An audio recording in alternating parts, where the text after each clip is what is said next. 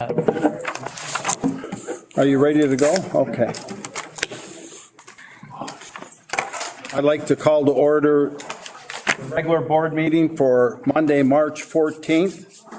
We apologize for being late. We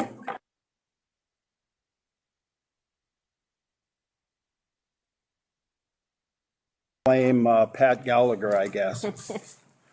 So at this time, if everyone would rise and we will do the Pledge of Allegiance. I pledge allegiance to the flag of the United States of America and to the republic for which it stands, one nation, under God, indivisible, with liberty and justice for all. Thank you.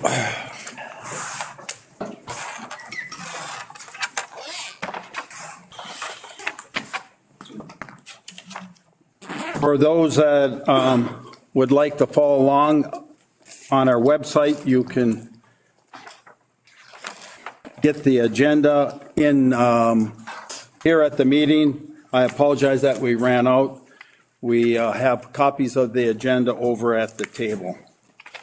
And the public can access it by going to rrps.org, district information, school board, and board book. At this time, I'll do roll call. Matt Schulberg. Here. Bill Addy. Here. Nicole Here. Hulberg. Aye.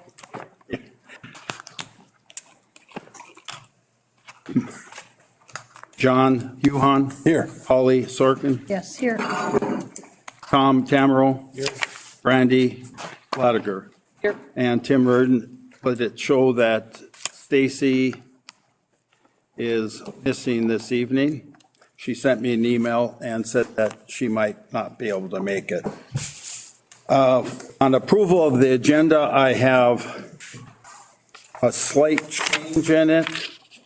Under the superintendent, number 2, the SR fund survey results, I would like to have that go before Spencer Ani's budget, if that's okay with everybody. It'll make more sense. So we will move the SR funding survey results to 1.2, if that's okay. 2. So we're looking for approval of the agenda as presented. Motion by Tom, support by Bill. Is there any discussion? Any discussion? With no further discussion, all those in favor signify by saying aye. Aye. Opposed? Carried. I have one recognition of visitor. And you're on there, Thomas. Thomas is going to speak. Hey, Tom. Podium over there. On budget.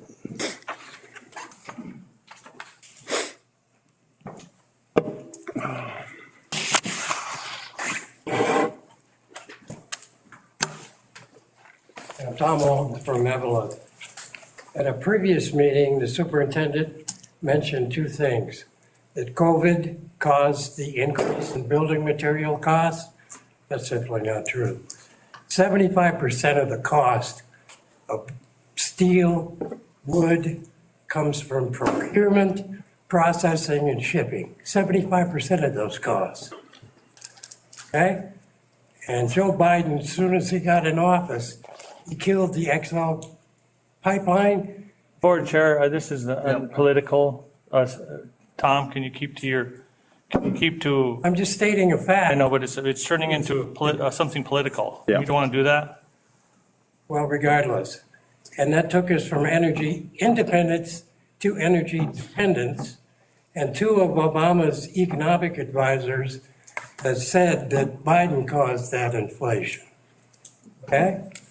And the superintendent also said that COVID caused the budget shortfall. Well, I don't think so. just prior to the consolidation, the Virginia Board and the Evelyn Gilbert Board gave $5.5 million to your shiny new object fund, the construction fund, didn't you? And that eliminated your rainy day fund. Okay? Now, if you'd have kept that, you wouldn't have had to have a maximum levy of $5.2 million, would you? Okay? But you didn't need that $5.5 million for that, for your budget shortfall, because you used ESSER money. Well, if ESSER money came from COVID, and COVID caused your budget shortfall, how can COVID be the cause and the solution to your budget shortfall? How do you square that circle? You can't. So COVID was not the cause of the building materials increase due to inflation, and it was not the cause of your budget shortfall.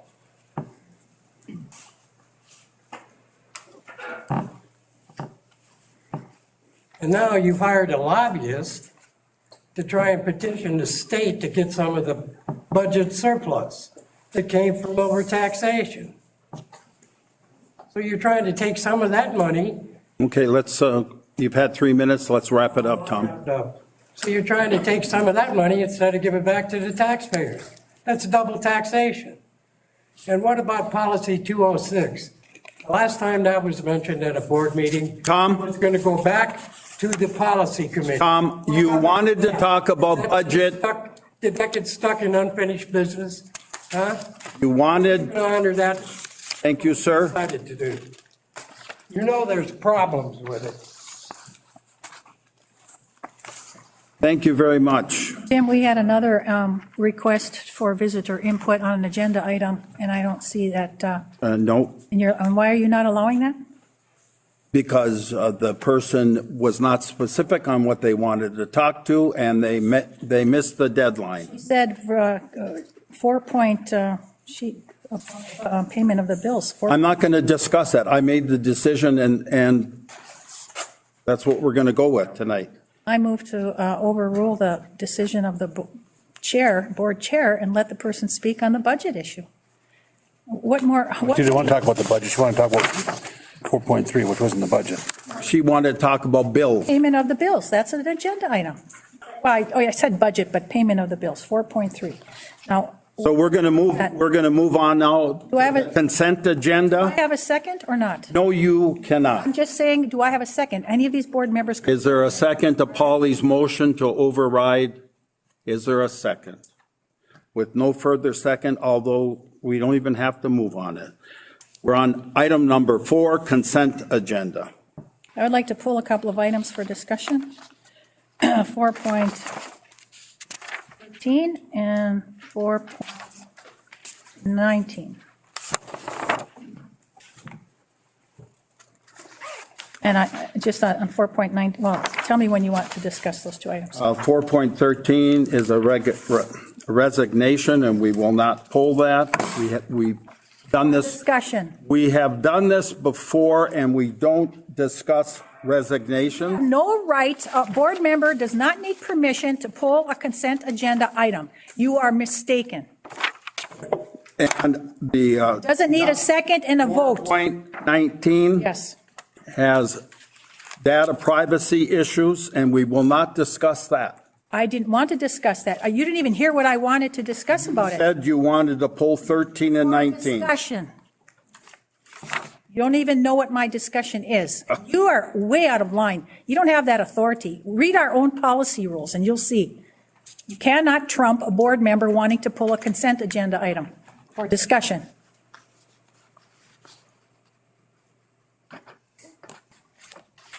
I'll move the consent agenda with those two move for discussion. So we have a motion by Polly, second by Matt, to pull these two items. All those in favor signify by saying aye. Aye. Opposed? No. Very good. I do have one question. We do have a couple of spring coaches on here. Do we have the rest of the spring coaches already approved? Is that list hasn't been? I haven't seen it. We just have a couple on here. Do we know where that? They're coming.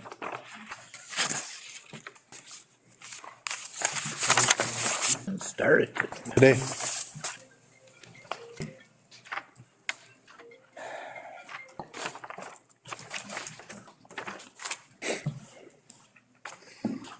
So where are we gonna, do you want to discuss 413 right now, Polly?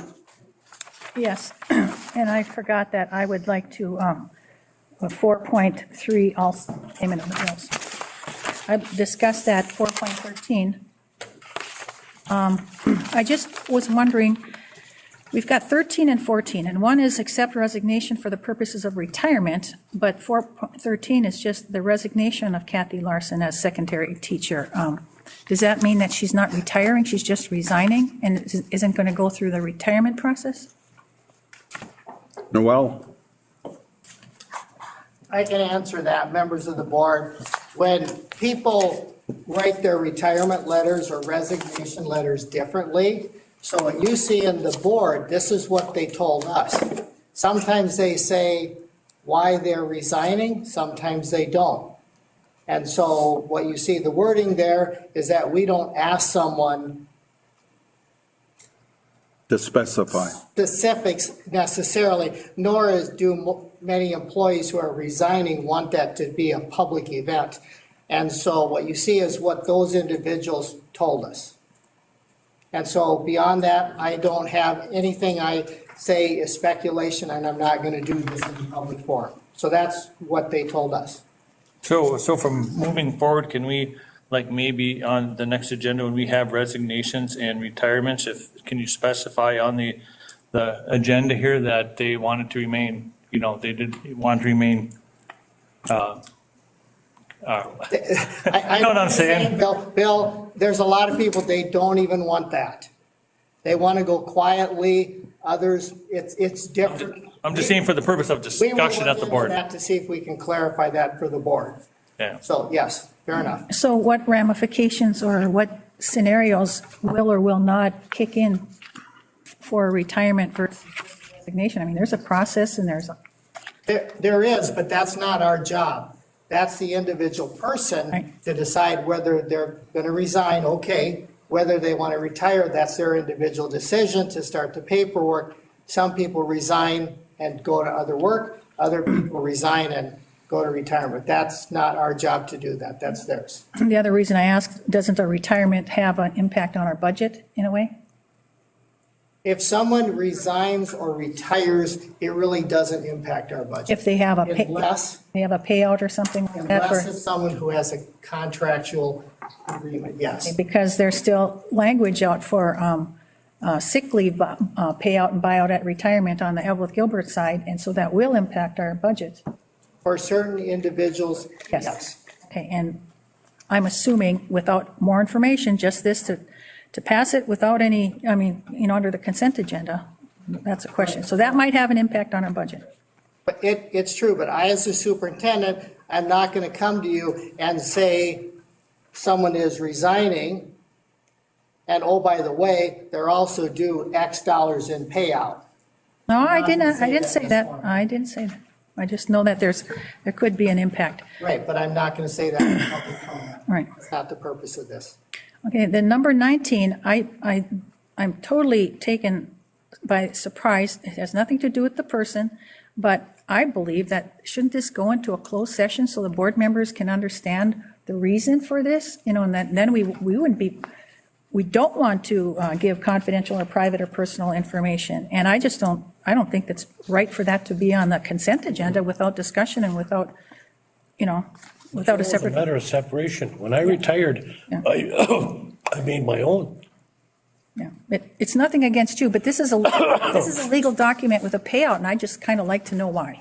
There's And no payout, and it says there's this, it's a $10,000 thing for Polly, let's not get into data. That's why I didn't want this pulled. That's a public document everybody can read. I'm not saying anything that's not there. All I'm saying is I'd like to understand, before I vote as a board member, to have sufficient information to know whether I should vote for this or against it, and to know the details. It's no different. And you could have called the superintendent, and that's what. It's no different than having the student thing issue and a complaint against another person. This is a legal document, and I think every board member should want to know details. That may not change the outcome at all, but it's, I think. Then are you making a motion that we put this on the next month's as a closed session? We could add it as a closed session tonight. And I'd probably be all for it and vote for it. I just want to know what it's about. No, nothing, Tom. Tom, nothing about you or your family or anything. It's not the person, it's the It's one of those situation. things, Paulie, if you'd inquired with the superintendent or inquired with me, I could have explained it to you, but you'd rather do it in front of the TV camera. So we'll do your way. No. You know, when we get a packet, we have only Monday to ask questions and to get information. Maybe it should have been on a previous meeting, a closed session, and then we can vote on it now. I agree with Polly. I think this. We can't, if we move it to a closed session, we cannot act on it tonight. Well, didn't this person already retire in Let's, November? Members of the board, here's what I strongly recommend you do right now. It was on the consent agenda. The attorneys have clearly told me that you can have it on the consent agenda. If you would like to discuss it, then we need to remove it from the consent agenda. We'll bring it back in a different meeting, and you'll go into closed session, and then we'll talk about it. So that's what I believe you should do in this case. That's all I'm asking for is more information. is there a motion to I move. this into a closed session? At a later date, I'll move on that. Okay, Bill, thank you. Support. Motion by Bill, second by Nicole. Is there any more discussion?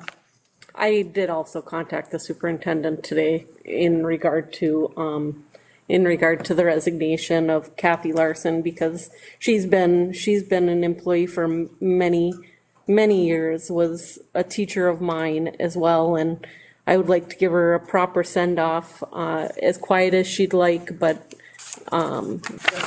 paying respects to her years of service for our district. So noted. I would make that in the form of a motion to accept Ms. Larson's resignation with thanks. So that'd be 4.13. That was removed from the agenda, so this motion would approve the, So we have on the consent agenda. motion. I didn't want it removed from the consent agenda, just to discuss it, so it stays on the consent agenda. It's only the number 19. And then we should also, Thought you removed it. Yeah, I thought we'd have to vote on it again. I removed it from Discussion purpose. consent agenda to discuss separately. but once you discuss it, I It's- believe, and I don't know. Consent agenda, unless we pull it like the other one. I have a motion on the table. And the discussion part of it is, yes, I agree with your motion and I support it. But we have another resignation, and all of our resignations should have the same thank you and appreciation. You know, that's all I wanted to say. Yes. Okay. All of them receive a letter from us. Well, then if we make a motion or not, so. Well, then we don't have to separate anybody out. Okay, so we have a motion by Bill, second by Nicole, to move 4.19 into a closed session at the next meeting. All those in favor signify by saying aye. Aye. Opposed? Carried. Yep. Thank you. I abstain, Tim. Oh, and one abstention. I'm sorry, Tom. And that leaves 4.3, payment of the bills for my discussion. But we didn't remove We that. didn't remove that. I We did not. After the vote. Okay, fine. Well, you let me, because I forgot it, you let me address it or not? Can make a motion and we can do it, Polly. Can adopt, Approved it. you can adopt, well, yeah, we've approved it already, so next time, be more specific, okay? I'll make my comments next time. Thank you. Okay, so that takes care of everything here. We'll move on to reports. Update and consideration of approval of the to approve the agenda as amended? Did. Okay. We already did. Okay, good. I just, Yeah. there was just so much stuff. That's okay. going on. You got to tap me on the shoulder every once in a while, so. 5.1, update and consideration approval of the Essentia Health sponsorship platinum level proposal by Mr. Speltz. Well, good evening. I wish I had one of those buttons that says, "That was easy." Laughing. Appreciate this opportunity tonight. Thank you very much. I have a wonderful, wonderful presentation, and before I start talking too much, I'd like to introduce Tam Kreitzer and her team from Essentia. Tam? Thank you. Members of the board, thank you for making time for us to come tonight and share what we hope is something that will be well received. My name is Tam Kreitzer. I serve as a senior vice president at Essentia Health, and I support regional operations. I'd like to introduce the members of my team. First, I have Dr. Krista Skarupa. She serves as the chair of regional practices for Essentia Health. We have Mr. Sam Stone, who is a vice president with our organization. He also serves as the administrator up in our Arrowhead region and most locally at the Virginia Hospital here in town. I'd like to introduce Annie, who's the head of our Virginia Foundation, who's here supporting us tonight. And I'd also like to introduce Michelle, who I think is very well known to all of you. Yeah, you stole her. I did. We did, but she's helping us on workforce development, and that's what we want to talk to you about tonight. We're here to talk about an opportunity we bring in front of you to talk about sponsorship of your new schools. And we think this opportunity benefits this community, these students in particular, because it will introduce them to lots of job opportunities within the region. It will, we believe, make the path to future employment and remaining local easier. So with that, I'd like to turn it over to Sam, who's going to walk you through the early parts of the proposal. Thank you, Tam. As Tam had mentioned, my name is Sam Stone. I've been with Essentia about 6 years, most recently the last 4 years up in the Virginia area. I've had the exciting opportunity to work with school leadership here as when we heard about this academy to try to become a part of it. It's exciting, it's visionary. We want to be at the table. We believe, now my understanding is you have the 2-page proposal in your packets, correct? Okay, great. We're going to walk through in about 10 minutes time the major themes of this proposal. There's 3 of them. But before we get into those, I wanted to talk about the mutual benefits of this sort of collaboration. We believe it's good for Essentia, we believe it's good for the school, and most importantly, we believe it's good for the students and the community that we all serve. So those, can we The clicker's to your right there. Oh, do I? Oh, hey, great. Thank you. Did point it down here. Maybe, Mike will come to your rescue. Yeah, please. I don't know how either sing, so. Okay, it's not just me then. Oh, 1 sec, sorry. Oh, that's okay. Yeah, I can speak to the first slide. The mutual benefits. One more slide. Thank you. Oh, now it's working. Okay. Sorry about that. Thank you. Appreciate it.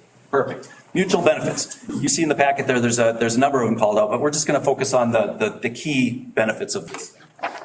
Nothing more important than keeping talent local. I'm not from this community. I've been in the community the last 4 years, but I've heard plenty of stories where students will leave this community only to come back later because of what they thought was a lack of perceived opportunities.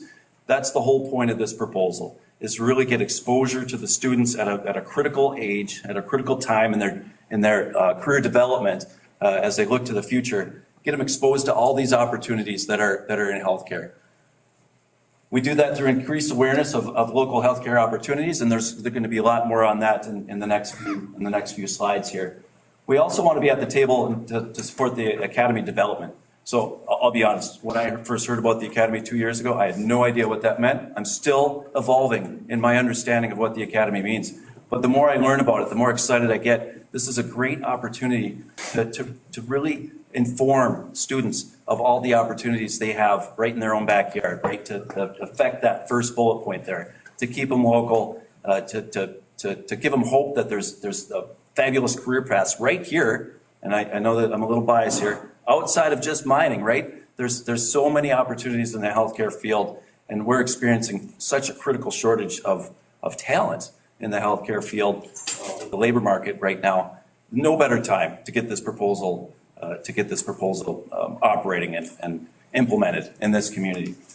Support for the academy development, we're going to talk about that in a bit here. Michelle's going to get into the nuts and bolts of what that really means. We want to offer internships. We want to offer externships. Take teachers out of the classrooms and educate them on all the opportunities, and then put them back in the classroom so that they can speak to these things. But Michelle's going to get to that in a lot more detail. And then strengthening community relationships. There's certainly nothing more important than this community supporting Essentia Health, supporting the community, supporting the school, and vice versa. So these are some of the benefits, agreed upon benefits of a proposal like this. As I had mentioned, there's three major themes to this proposal. The first one is naming opportunities. So we believe we need to be at the table with the students in their environment, and one of the ways to do that is to what we're proposing is to give a $100,000 donation for the opportunity to have Essentia's name on the healthcare in the healthcare wing. I think that's what we're calling it, the healthcare sciences wing. We haven't figured out what that name could be. Obviously, it's got to be mutually agreed upon. But what we envision is a gathering space on that third floor of the new high school, beautiful building with Essentia's name on it. And a place for people to have Essentia top of mind, healthcare top of mind, opportunities top of mind. That would be a $100,000 investment for that opportunity. And I won't go into each of those. You'll see in the packet, there's a number of 7 or 8 aspects of that. I won't get into each of them, but it's essentially a 20-year commitment with a prominent logo placed. So that naming opportunity, we see that as an opportunity because it does get back to that awareness, right? Creating that awareness with students that there's opportunities right here in their own backyard. There's many different jobs that people could choose in healthcare. We have them right here in their backyard, but we think we failed a little bit on the communication of those opportunities, and we think this would, ultimately, this proposal would help us in that space. We believe, again, this is great for the district. It's great for Essentia, it's great for the students, it's great for the community. So with that, I'm going to let Michelle talk about the 2 other major themes about this. This is really the exciting part of the proposal, so I'll turn it over to Michelle. Thank you, Sam. Well, this is a lovely full circle moment. It's nice to be here this evening, everyone. And particularly excited to be here for this reason on the proposal you see here before you.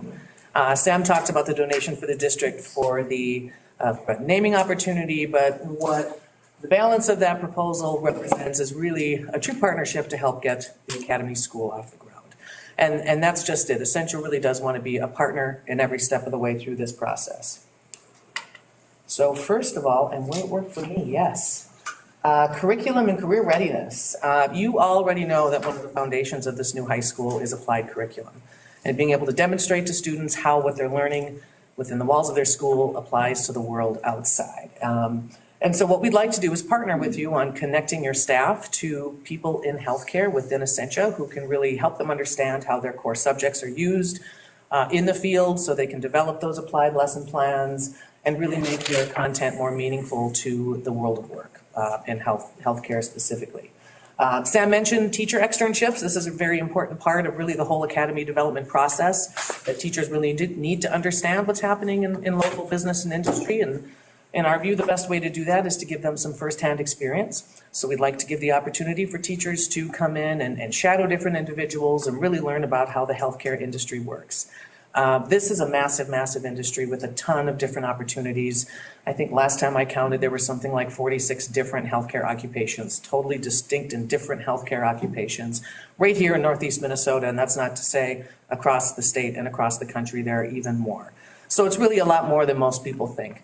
And your teachers are really the best advocates business and industry have with their students on what opportunities await them right in our backyard to retain that talent, as Sam mentioned. So we'd love to explore the opportunity of bringing staff on site at Essentia. And certainly partnering in a whole range of workforce readiness activities. Could be mock interviewing, it could be mentorships, it could be other types of experiential learning. We understand that this whole process is very much in development, so please don't take verbatim what's in the proposal. We're willing to work with the district in any way makes sense to connect the dots between students and teachers and the world of healthcare. And the last piece, and Sam alluded to this, is really being a partner with the district on career exploration, helping everybody understand the depth and breadth of healthcare careers. You know, it's a lot more than doctors and nurses and people with needles. There are accountants and IT people and guest services and nutrition and environmental services, facilities maintenance. Just about any kind of job you can think of exists somewhere within healthcare. So I'd like to partner with you on making sure that your students understand what those opportunities are. That could involve bringing our staff into the classroom to talk about how they got to where they are, what they like about their jobs, training opportunities, things like that.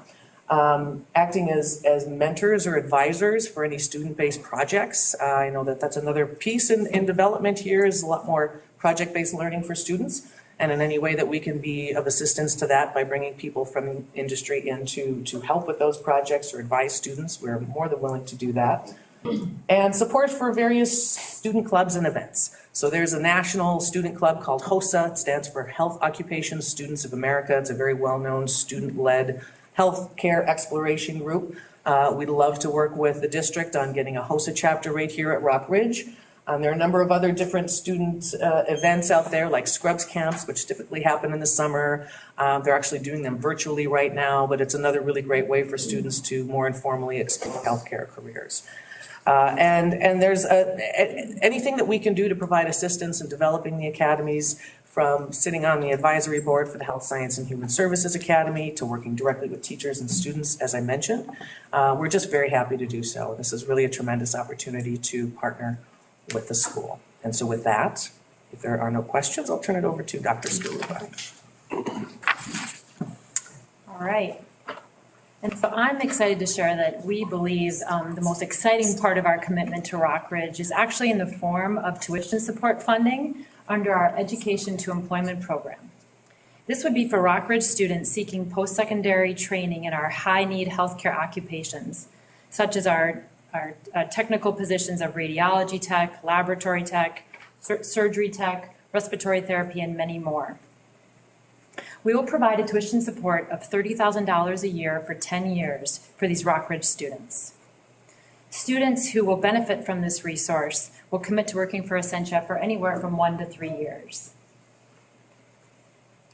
So while we believe, of course, that the true benefits of this partnership, as outlined by all my colleagues, extend far beyond the financial investment, you will see in total, we are committed to $100,000 for the naming opportunity of the Health Sciences and Human Service Academy Wing, and also $300,000 of scholarships, again, $30,000 each for 10 years for a total commitment of $400,000.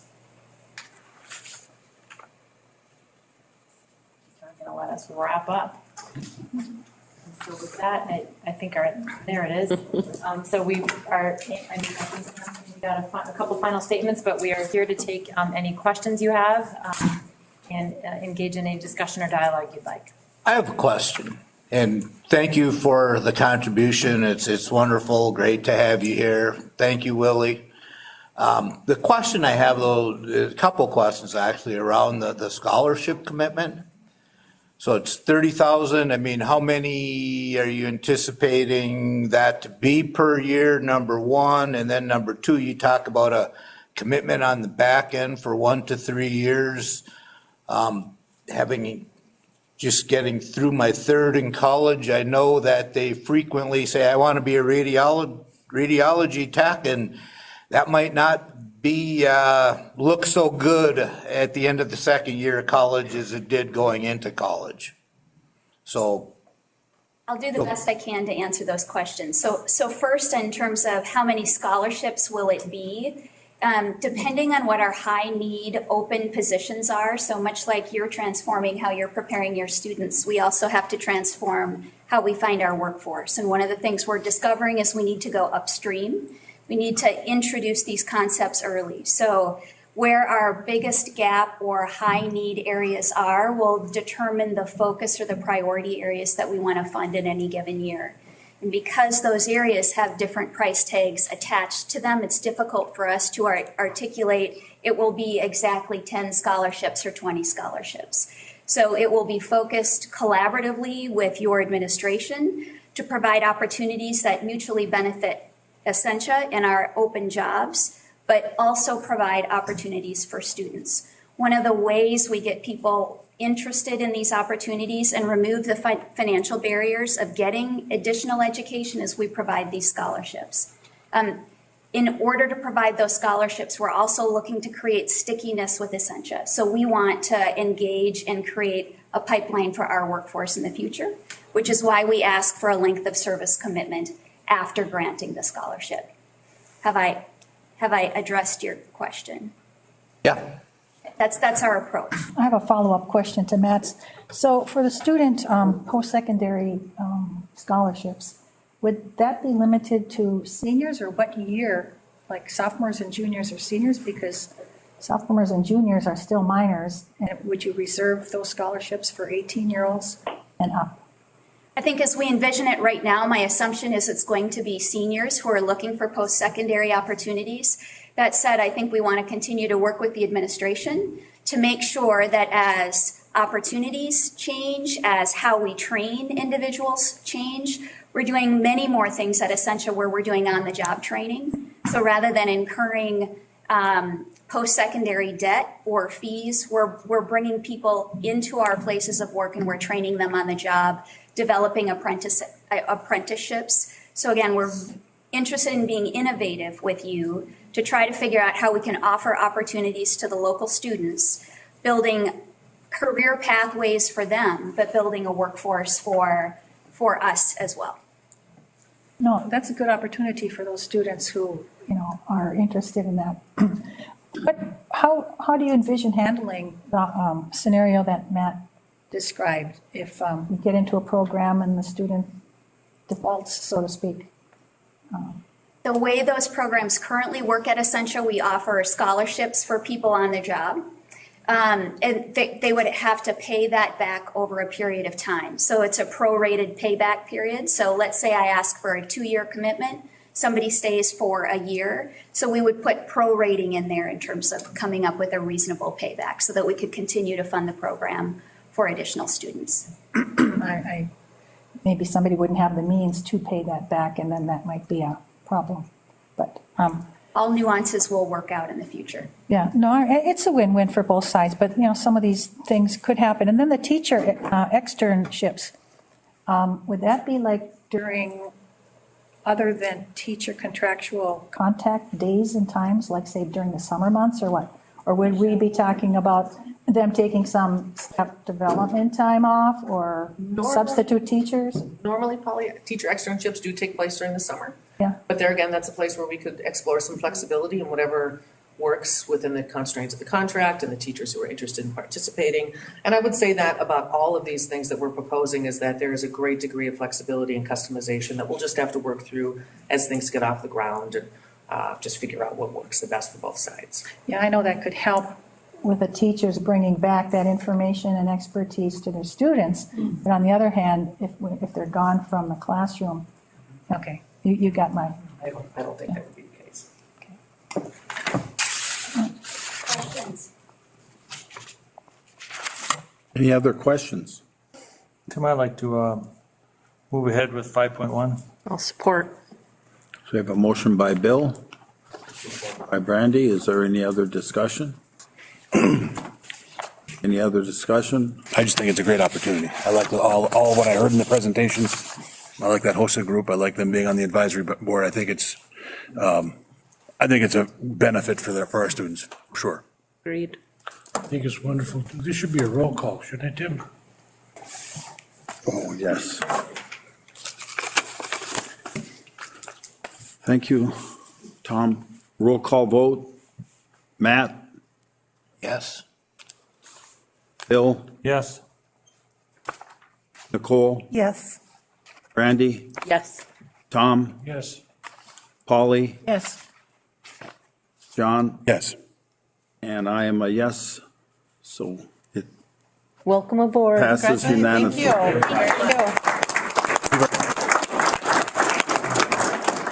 Tim, before you start playing the Academy Award music and start getting to commercial, I just want to say thank you. We're already in commercial, Willie. Yeah, but then you guys can hear. Sorry, you guys are on commercial. They'll record it. Thank you. Thank you 1,000 times. This has been a wonderful journey. Essentia, they have been interested the entire time. They're, as you can see, they're most interested in our students and in our programs, so we're very lucky. So thank you. Thank you so much. Thank you. So you didn't really steal Michelle at all, did you? No, I'm still here. Thank you. So we are going to now, I've got papers here.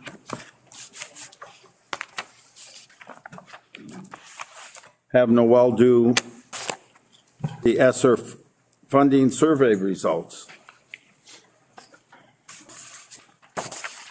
Yep, thank you, members of the board. And I'm coming on a little bit earlier than what I originally planned, but I think it will make more sense. Spencer is about to come on and talk about the budget and give you some budget scenarios. So I realize that, and I don't like giving you handouts the last break, but I think this is going to help you understand what's going on. So ESSER funds. The Rock Ridge District, we are getting $4.46 million in ESSER funds. And those ESSER funds, they're coming from the federal government, and those are based on there's a number of factors. Probably the most important one is the number of free and reduced students we have, and there's some other criteria. So some schools got lesser amounts of ESSER funds, some schools received more in the ESSER funds. So what we did is we did a survey. It was a voluntary survey, and then I held 3 community meetings, one in Gilbert, one in Evelyn, and then one in Virginia, to be fair and equal to everyone. They were all the same, so any community member could go to any one of them.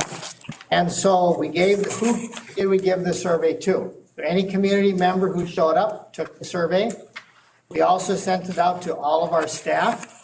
They took the survey. We also sent it out to all of our parents. They had the opportunity to take the survey. And in addition to that, we also had a couple classes of upperclassmen in Neville Gilbert High School do the survey. And we had a couple classes at Virginia High School also do the survey. And we received somewhere in the neighborhood of 470 responses back, which is a good number. So the results you have in front of you, I believe they're accurate. And I believe that they're representative of how most people want you to spend the money. So there are rules with the ESSER money. We as a district cannot just spend the ESSER monies on anything we want. There are rules, and there's 19 or 20 different areas. So the survey went out with those 19 areas, and we asked people, after having been given a brief description, tell us the top 5 areas that you think the school board or we should spend the money on. They did. And so what you have in front of you are the total results from what people said. Now I'm going to go to the one I just gave you, the colored sheet. And for those watching, this will be on board books. You'll be able to look at this document. It's very similar, a little bit similar to the one that's already there. And so what we did is we took all the votes, and these are listed from high to low. Now, keep in mind that we set it up so that individuals would tell you their top 5 choices. So if something didn't get very many votes, it doesn't mean people didn't think it was important. It just meant that they thought that other things were more important right now. So that's how you should interpret it. I believe it does not mean that an area is not important. It just means at this moment in time, most people, this is where they said the money should go. They may have felt that there was more leverage there to use the money. And so the top area 343 responses said this is important, student support personnel. And this would involve counselors, social workers, nurses. There's some rules, but that was the top selection by the community here. And so then what I did next, because this will play into what Spencer is going to tell you about, I believe this will help you when you are thinking about which scenario. So how does this actually play out? So what I did, I put some numbers in there, and I freely admit, now Spencer has to send a report to MDE. His report does not have to have specific dollar amounts for certain items at this stage. So every item you see here that has a dollar amount, that all can be shifted and moved around. But I want to give you an idea about if you say yes, these are some of the things that you could spend the money on. So in the first area, it's number one. So I said if you decided to add a couple counselors or a couple social workers, how much would that be? So I'm just ballparking at about 80,000 a position over 3 years. You can see what that overall would be, about 240,000. And if you, or 480,000, excuse me. And so you can see right away, if we hire 3 counselors for 3 years or social workers, we will use about $500,000 of the ESSER funds. So I just want you to have that in your minds when you're thinking about things. And the community is saying, yes, this is an important area for us. We could hire 2, we could hire 4. I'm just picking 3. The REACH teacher, if we kept REACH going, and I would say that the graduation rate for kids who are in REACH is actually at Virginia High School is higher than the regular student population. That is unbelievable. That is what is happening. So REACH is a program you might want to support. So if you we keep a REACH teacher in there and we don't cut one, that's what you're looking at, 240,000 over 3 years. So just in this one area, you could spend over 3 years $720,000. And that might be an excellent way to spend that money. It easily could be. The second area coming up, the one that came up, 338 responses, was staffing.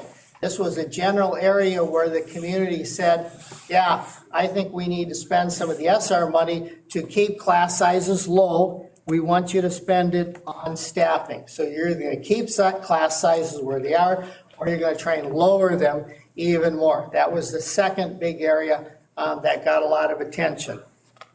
So now I'm just picking $500,000 to show you how this adds up. So let's say you decided and told Spencer, we want $500,000 of ESSER funds to go into the budget to keep teachers so we don't have to lose teachers. So, and we did that for 3 years. You're looking at $1.5 million. So about a third of the ESSER funds. So you could do that. Now that could be higher. You could tell us, hey, we want you to put $1 million in there of ESSER funding. You absolutely could. So I'm just going with 3. On the second page, the third big area that the community said was that, hey, we want our kids to have more hands-on learning, and we want kids to go to more field trips. Again, everything I put under here can be moved around. Now, this is areas specifically for after-school field trips, or before-school field trips, or summer field trips. Remember I said there are rules. So this is one of the rules. And in addition, especially for kids from disadvantaged backgrounds. So what would that mean? So we could spend $100,000 easily over 3 years on field trips, after school or in the summer. Now, this one you could do, you don't have to, I'm just saying this is how it works. A lot of schools are doing this because to run after-school field trips in the summertime, you need buses, you need vans. And so some schools are buying buses and vans with ESSER money. Because if you spend money through the ESSER funds, through buying these, which you can do, that means you don't have to take them out of your general fund. You don't have to spend a dime of ESSER money on buses. And when we buy buses, we're taking them out of the general fund. So this is just an example. You could say, hey, we don't want to do this. That's great. This is just what you could do. Then the next fourth big area was expand access to tutoring. We want to do more tutoring for our kids. That was a big area that the community said, we want you to take a look at this. This is for before school, after school, summer school tutoring. But again, it's primarily looking for kids coming from disadvantaged backgrounds. And there's a whole bunch of different criteria that could fall under there. So we could hire tutors before school, after school, in the summer, make them available for kids who need help. And we absolutely could spend the money there.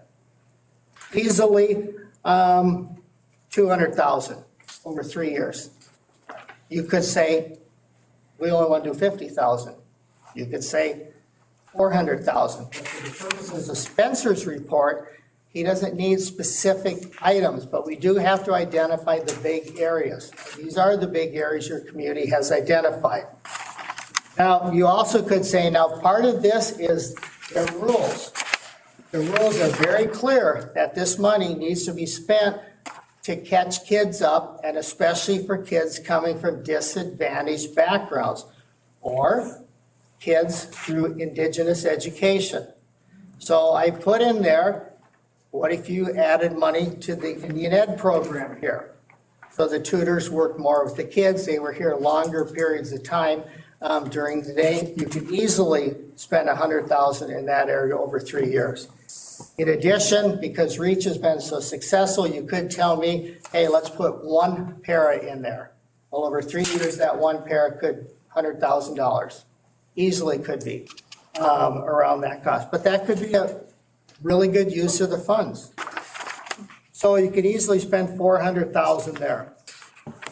The fifth one, and I'm only going to go through 6, then I'm going to stop. The fifth biggest one was MTSS, which is some kind of help for kids who are having behavioral issues or kids who are having some kind of academic math reading. Those are usually the two big areas.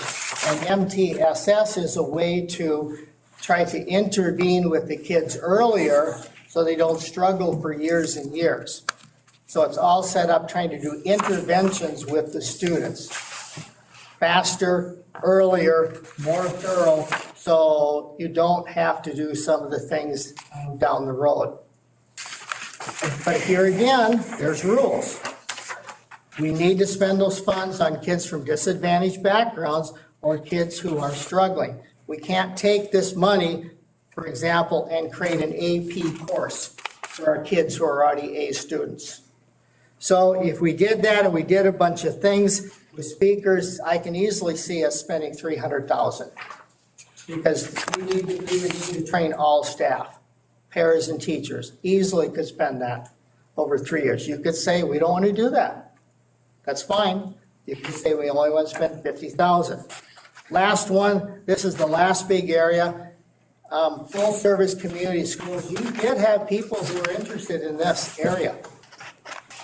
Normally, this is thought of as bringing dental services into a building, bringing healthcare services into a building. We've talked about this. All right, so it could be something like that. So you could tell me, hey, this is where we want to spend some of our money. A lot of schools are kind of looking into this. Some schools have minute clinics right in them, right there. So kids don't have to disappear and then come back 4 hours later. They can be gone half an hour and then they're back in class. So you could tell me this is where you want to spend your money from. So the community is saying, so you easily could spend 300,000 over 3 years. So the point of all this is let's just pretend these are the areas your community identifies. So Spencer's going to put these in his report. But if you did exactly what I just said, over 3 years, you would spend $3.96 million. That's how the ESSER funds could get spent. You don't have to do it exactly that way. Excuse me, is there a time limit when they have to be spent? 3 years. And a lot of people are complaining, educators and superintendents, to the feds saying, hey, give us 5 years to do this. Or give us 7, give a longer period of time. This 3 years from today or 3 years from when you? 3 years from when it starts. That's my understanding of the current laws. So we have some time before we start, but generally we have to spend the funds and then you get reimbursed. So they don't actually give you the money up front. You have to spend it and then they reimburse you for it. So, and then I'm not going to talk about the next 2 pages. You can read this on your own. You can see what the other areas were, what people said about it. So I wanted to tell you this because I think it will help you when your Spencer is talking to you about the budget. There are some scenarios in there where you help the general budget using some of the ESSER funds. Before I stop and let Spencer shine, any questions from the board? I have some. Okay, so these categories, first of all, I didn't see the survey. I don't know what 12 areas you said that you had on the survey? 19, okay. There are, am I wrong that there are other things and categories that can be spent on? Because I pulled up, I didn't print it out, it was a 62-page document about all of the ways that you could spend it, and if people knew all of the ways, how could they even do a survey like this without really knowing what the other options were? So 19 out of 62 pages of explanation, I think, is pretty limited information. For the purposes of the survey, you don't want to send a survey out with you're right, with 62 pages, so I boiled it down to its essence so it made sense for the people doing the surveys. There are a whole bunch of littler things under each area that absolutely, yes. But for the purposes of the survey, to make it clean, I did boil it down, and those are the 19 areas. Okay. That's accurate. So one of the other areas that is even recommended by the Secretary of Education, Well Cardona, in a letter on December 16th of 2021 to school districts and administrators, that the ESSER and the ARP funds, they're encouraging locals to provide resources to hire additional educators and student staff and to improve compensation. So we absolutely can do things like they encourage us to continue to work towards increasing compensation. Many school leaders are increasing wages by offering hiring and retention bonuses, working towards permanent salary increases, and providing premium pay that will help educators receive the compensation they deserve and keep them in their profession. And we encourage others, all of us, because they gave examples of some states and schools that did this, may provide additional relief from the stresses caused by COVID-19. So we've got a contract that has been going on and on and on, and that's absolutely a bona fide use of COVID-related monies, all of these monies. And I think we should think more seriously about that too. Instead of cutting teachers on some of these plans here in these scenarios, ESSER money, that's one of the number one reasons for this, is to have smaller class sizes, to bring these kids back up to the educational learning that they've lost. So to me, that's number one. I see it's number two on here, but about staffing, but there's more to staffing that you can use these funds for than what I think people understand. Either the people who were surveyed, administrators, board members, community people. I think that's an important one that we need to. I think it's clear. It's clear in what the results say that people do recognize that staffing is an important area to put the money in. I mean, I think that's clear in what it says here. And they're also wanting to make sure that we're taking care of our students and, like doing the things that we said we were going to do when we started this whole journey, the academies and trying to bring a new way of learning for kids. And I mean, I think it's clear what people want. And I think I would say that probably everybody around this table want to keep staff as well. But my point was there are specific things that we can use that money for increasing their salaries, their wages. Yep. Yeah, but Retention bonuses, that would be just like, okay, we hire people with the ESSER money, okay? We hire people, we hire more staff, we give retention bonuses, we giving signing bonuses. Once all the ESSER money's gone, then you reevaluate your budget. You might have to cut some teachers, but this money is extra money. saying, I mean, Extenuating times. that would be my point, that when the money's all gone, now you gotta let all these people go. Well, then you reevaluate your situation. This is a good conversation, Yes. but I think we're kind of getting ahead of ourselves before we let Spencer come and talk about it. And I agree with you, Polly, that I think, in this proposal, $1.5 million to staff is light, frankly. Yep. But I think it'd be helpful to hear what Spencer has to say. Great, and so it sounds like it's time for me to exit, for Spencer to come on. One of the main points, and you can tell us how you want the money to be spent, but there are some other areas that your community identified as important to them. Now, you don't have to listen to the community. You're the school board. They voted you. You can do whatever you'd like. But I'm just showing you these so you know this is what the community said. Spencer, you're on. I'd like to just, We do have some free board in here, too. I would just like to clarify, though, before Spencer starts, that yes, keeping staff is one part of it, but compensating them for multiple different things is also a second part of it. Yes, retaining, but compensation in different ways is also another part. Okay, 5.2. Spencer. All right. So last board meeting that I was at, we discussed the preliminary calculations that showed about a $2.1 million shortfall for 22-23 school year. As you remember, the major factor of where that came from is our student enrollment has decreased quite a bit since the 1920 school year, or kind of the beginning of the pandemic there. 276 students is what's projected to be down at the end of next school year, 23.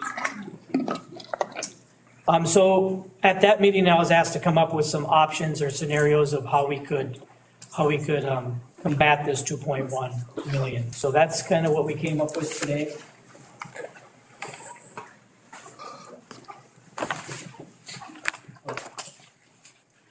A little different format. Switch back and forth right there. Okay.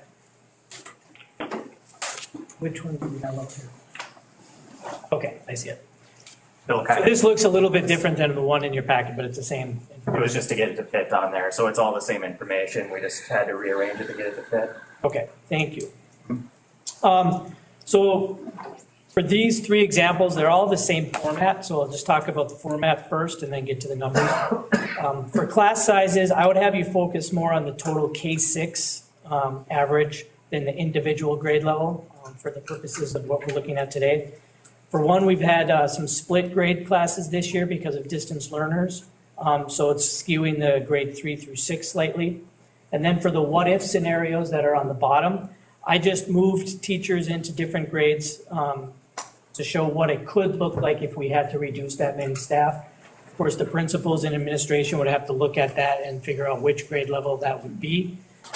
So these are just mine to kind of show an example of what it could look like if these scenarios are to move forward. Junior high, high school class sizes, those are estimates. It's a little more difficult to do a full junior high because of all the elective study halls that we have. Music classes are typically higher than some others. And we did have an estimate out there. Oh, those are on top.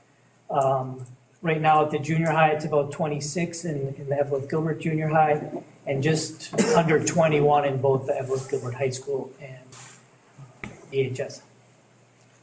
So you can see how those would change.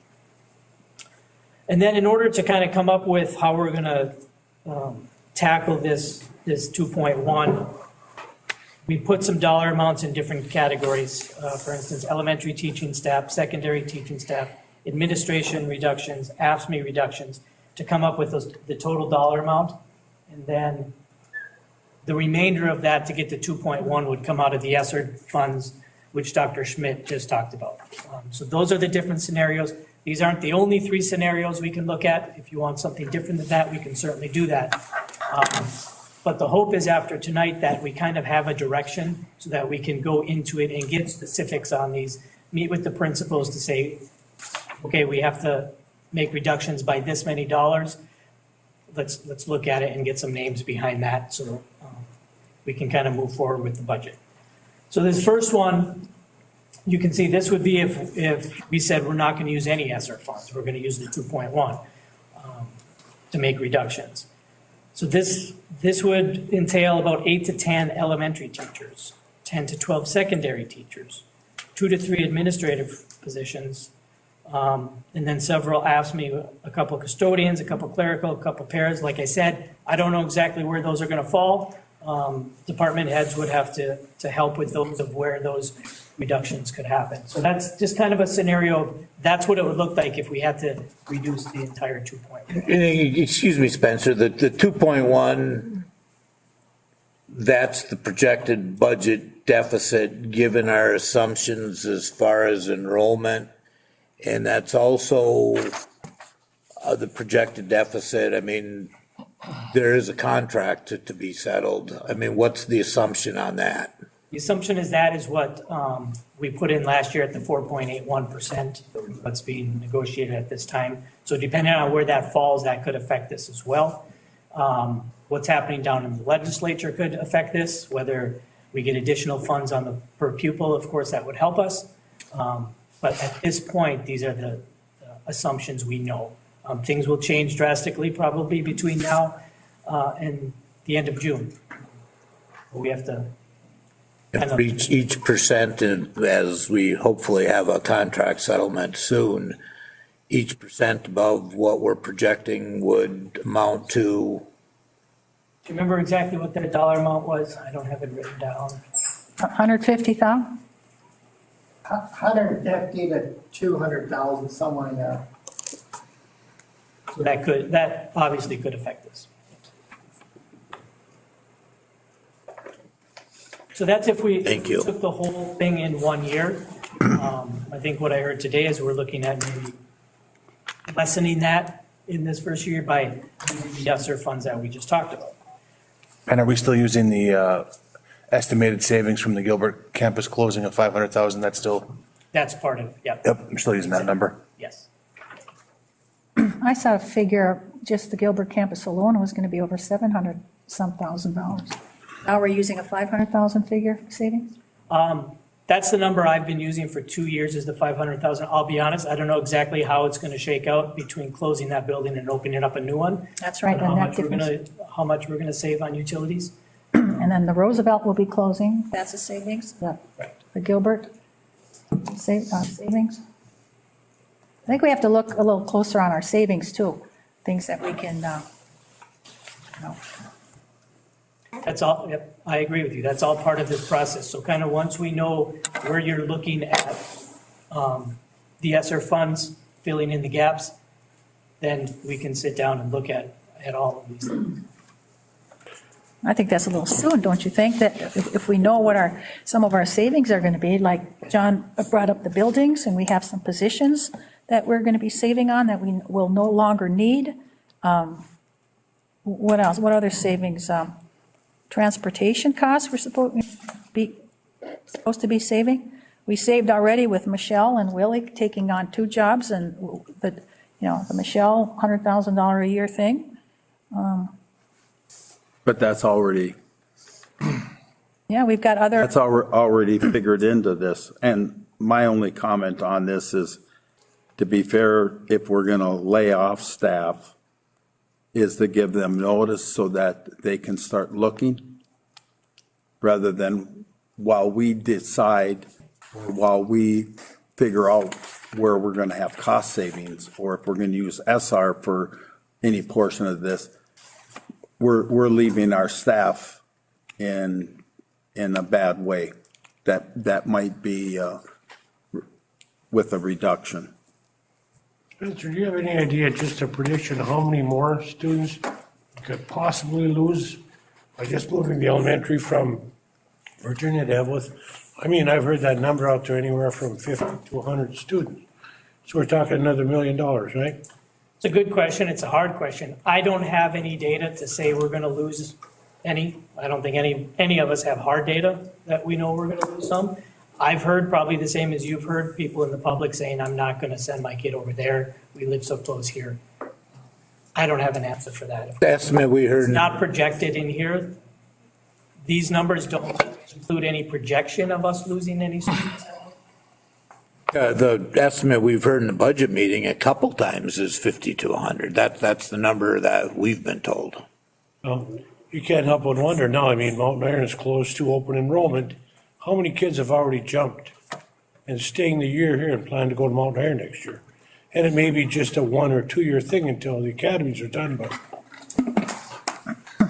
it's all guesswork here.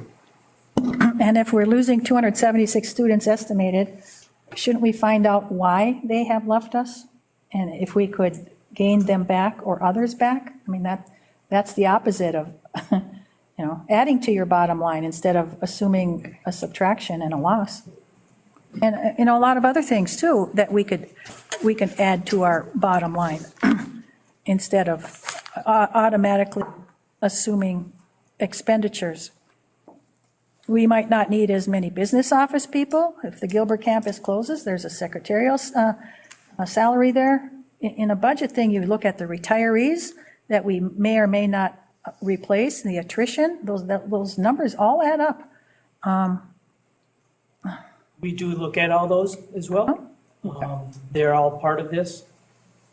You talked about closing and a secretary or a business office or things like that. Those are all part of these numbers and assumptions that we do.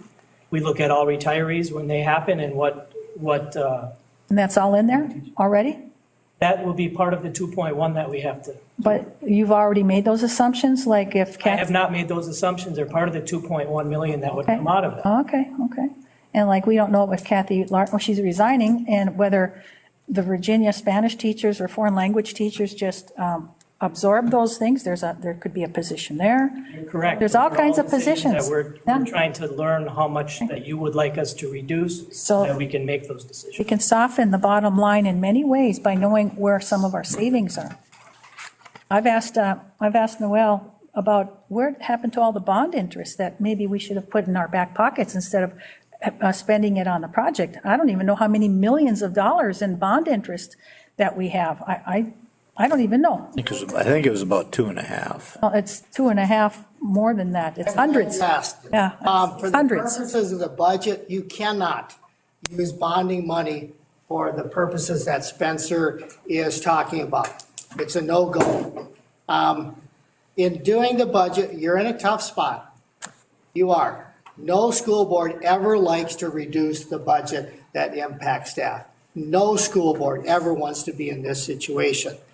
So the best way to do this, and there's no real good way to do this, but we're asking, and Spencer's showing you 3 different scenarios with no names. The best way to do this is for you to tell us which scenario do you want? Scenario 1, 2, or 3. Once you tell us which scenario you want, then we will work on who that would be. You can tell by looking at the sheet where we're going to look and in what areas.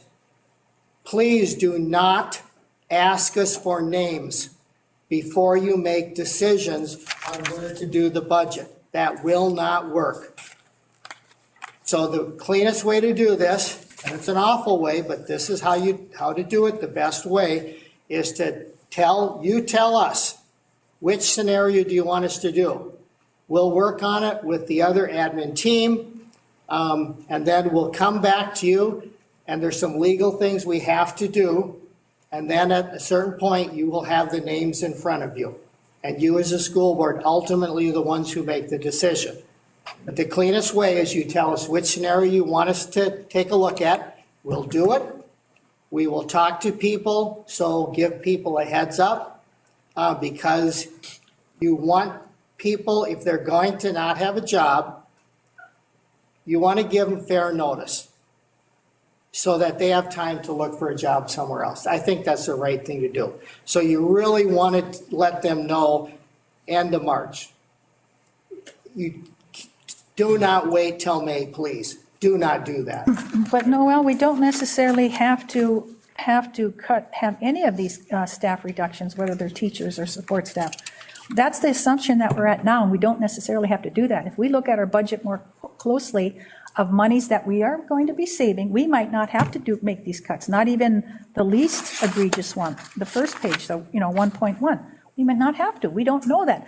Let's look at our budget. Where are we overspending that we shouldn't be overspending? Maybe, there are a lot of areas and the things that we are going to be saving automatically, and then we may not even have to make these budgets. Plus, yes, the COVID money can be transplanted from general fund money, which will help, right? And we can use it for multiple purposes, but. But Polly, you're making assumptions that our admin team and the business office hasn't already looked at this. Do we know? When I look at the bills, our check writing and everything, I see tons of money spent on publishing and printing and advertising. Maybe we could cut back on that. That's a big item. I'm sure there's legal fees. We pay all kinds of legal fees. There might be categories that we can save money. I think we should keep this discussion on trying to find out 1, 2, or 3 tonight so that our admin team and the business office can work it out. We're putting the cart before the horse because we may not have to make these cuts, period. If we look closer at it. And if Polly, under your circumstances, if we wait until May and find out that we really do have to make these cuts, we put anybody that we would have to cut in a very bad position. That's not my point at all. I think we need to look closer at the budget. Expenditures. The last thing I will say to the board before I leave and finish is that ESSER funds will not save your budget. You have to use 20% of your ESSER funds must be allocated in a certain way. There's some rules to that. And if you tell us, and you could tell us, we want every maximum ESSER dollar in there, I am telling you right now that the cuts you're going to experience in 2 years are going to be absolutely horrendous. You will be looking at a $4 million, $4 million deficit, and it's fiscally irresponsible. I'm just going to say that. You need to make some adjustments now. You have ESSER funds that will help soften the blow. We're very thankful there. That will help you. You do have some way to help you get through this. I've always said this on all the years that I've been on the board. This is the toughest job that we do. And it's not a pleasant job, but we have to do it. I personally hope in 2-3 years you start to see, instead of enrollment going down, enrollment's coming up. And if we don't see that, we've done something wrong. Right. I think the recommendation of the committee was to bring this to the board, just look at it, and we were going to go and maybe make a decision by the 28th or the March 28th. Make a decision, or the admin team would have more information for us. Am I correct, Brandy? Well, from what I recall, we were bringing it to the board to look at and have a discussion and possible action. Yeah, when it was brought to the budget committee twice, yeah, we said it's too important for 2 or 3 of us, whatever the case may be, to make a recommendation, but let the board do it. And that's where we're at here. Nobody else is interested in looking closer at our budget to see about expenditures and savings and things that we're automatically going to save money on. that, I definitely agree. When I see a number like 500,000, that was a made-up number. yeah, so. And again, we might not even have to make these cuts. We've got some built-in savings here, just about closing some buildings and some positions, and some other big-ticket items. Can we have Spencer finish and give us the next one? Thank you. That was the 2.1. And just to kind of go back to what Polly said, for instance, you accepted a resignation today. As a high school teacher, then that number, instead of 10 to 12, that's now 9. So that's where that would come in. It wouldn't be an additional 10 because we had somebody retire. We had one other one, I think, the other meeting. We have 2 other ones. So they would come off of that list. 2 high school teachers, I believe. And if we have 3 next meeting, they would come off of that list. And maybe AFSCME retirements or something, and that all adds up. And then when you rehire those teachers, they come in at a lower salary. So you've got a net savings at a teacher that's given us 30 years or more. And so that all adds up. That's what a real budget I agree with examination you, and that's is. what we're looking at this for. Well, I think board members need to know that, those answers too.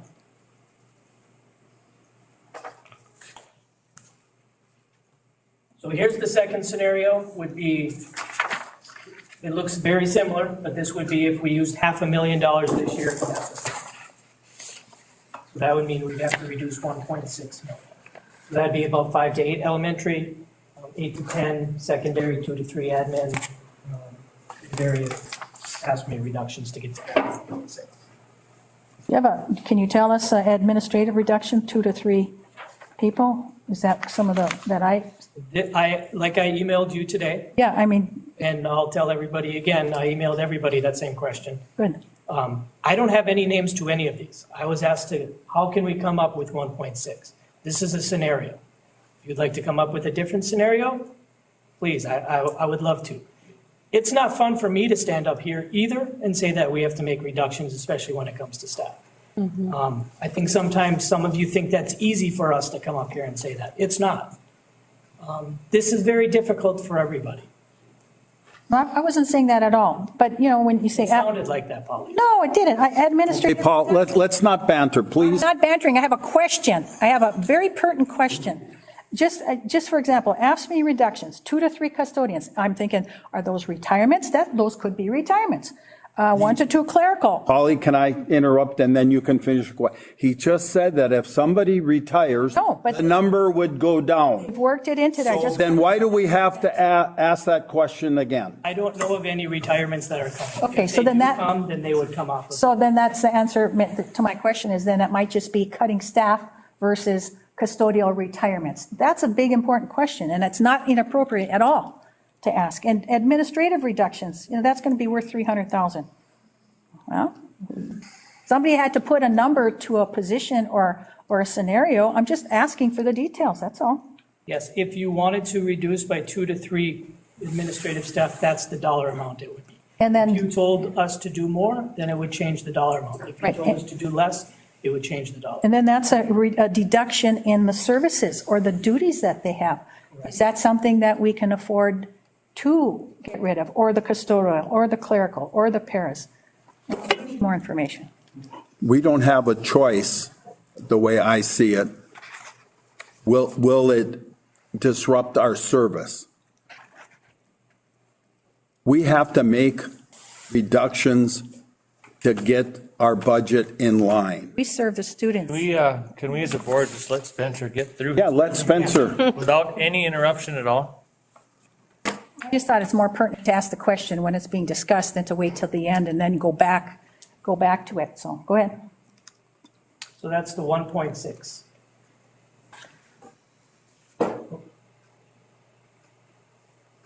And then here's option 3 is if we used $1 million of the ESSER, and then it would be about 1.1 million we'd have to look for reductions. That's 3 to 5 elementary staff, 5 to 7 secondary staff, a couple administration, and then again, some AFSCME staff in positions. So I guess, like I said, from this point, we just kind of get an idea of which one of these you are looking more at so that we can again, meet with principals, meet with department heads to see where are those areas where, if we had to make this type of reductions, where could they go without limiting services as much as possible? We all know that that is ineffective. And Spencer, would you also itemize what you can see as actual savings in areas that we know we're going to save, and then possible savings to bring these numbers down? I mean, I'm, The retirement that happened today, I certainly can, yes. well, that and other categories. I mean, I came up with a list myself, and I'm not even an administrator. Let's look at those and see. Building closures. I gotta interrupt here. I'm sorry, but Spencer, I can totally see the wind being taken out of your sails. You do a great job. He does. You do a great job, and I just want you to know that. So That's fine. I'm fine. he deals with all of What's that. interesting is she assumes that we haven't looked at that or look at that. And I'm acknowledging that I recognize that. And I recognize you get a lot of questions on a daily basis about the budget. You can only answer what you can answer. And I appreciate what you do. Thank you, Brandon. Spencer, I appreciate what you do too, but I know that you work with these numbers and these categories, and that's what your job is. You know this and that, and you can pull these different scenarios and these different expenses and revenues down. And all I'm saying is I think board members should know more of the details of our budget, and you are the budget man, okay? No attack on you. I'm not overworking him, Brandy. I'm showing appreciation for the. I appreciate too, and he's given me the information that I've asked for, and I've asked for all board members to have it too, and I would be wanting much, much more. That's why I think budget meetings should be a committee of the whole, and we should have detailed information. I agree with Polly, and I thank you too, Spencer. I think you do an awesome job, but it is hard to, I like getting more information, even the more information that you sent today, because it's really hard to make a decision when you're not really comprehending, which I know that you've looked at all the scenarios, but we don't, I don't know that, and I don't know what you've looked at. So it just gets confusing, I guess. I can help with that one. You cannot cut your supply budget to solve this problem. The main 80% of our total budget is staff. That's how schools, we're heavy on human resources. We have cut the supply budgets, talk to any teachers. They don't have huge supply budgets. We cut the supply budgets down. Talking to Bob Boss, there is no, because we're moving kids from Virginia to Franklin, and it'll be okay. You know what, the Roosevelt kids will do great. It's a good building, it'll work. Everything is gonna work there. But you're not gonna save money in transportation next year on that. These are the main areas where you're going to save money. We can cut 5,000-10,000 here. That's going to get us nowhere near. These are the major areas. I am telling you, and I've been in multiple meetings with your principals about the budgets. With Spencer, we talk about this almost every year. There are no other areas that have big pockets of money. These are the big areas. I guess we've looked at it, it's not there. What about maintenance and utilities and things now? We're supposed to be getting more efficient, and that's part of closing a building.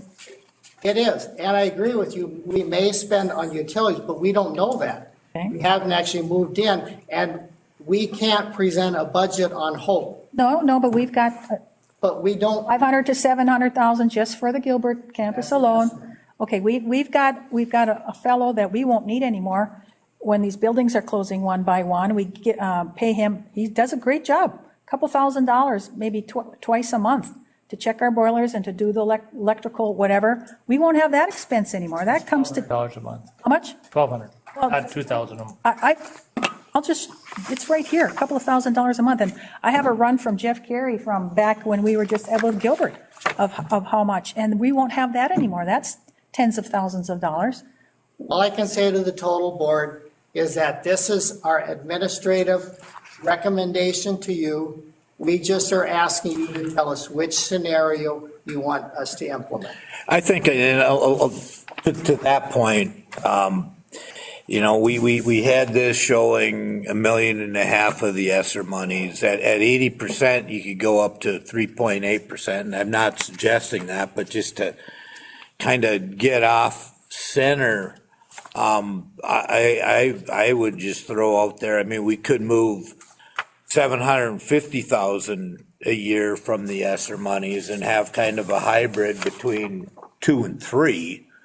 And we still would be able to do almost everything else that was suggested when it was laid out here.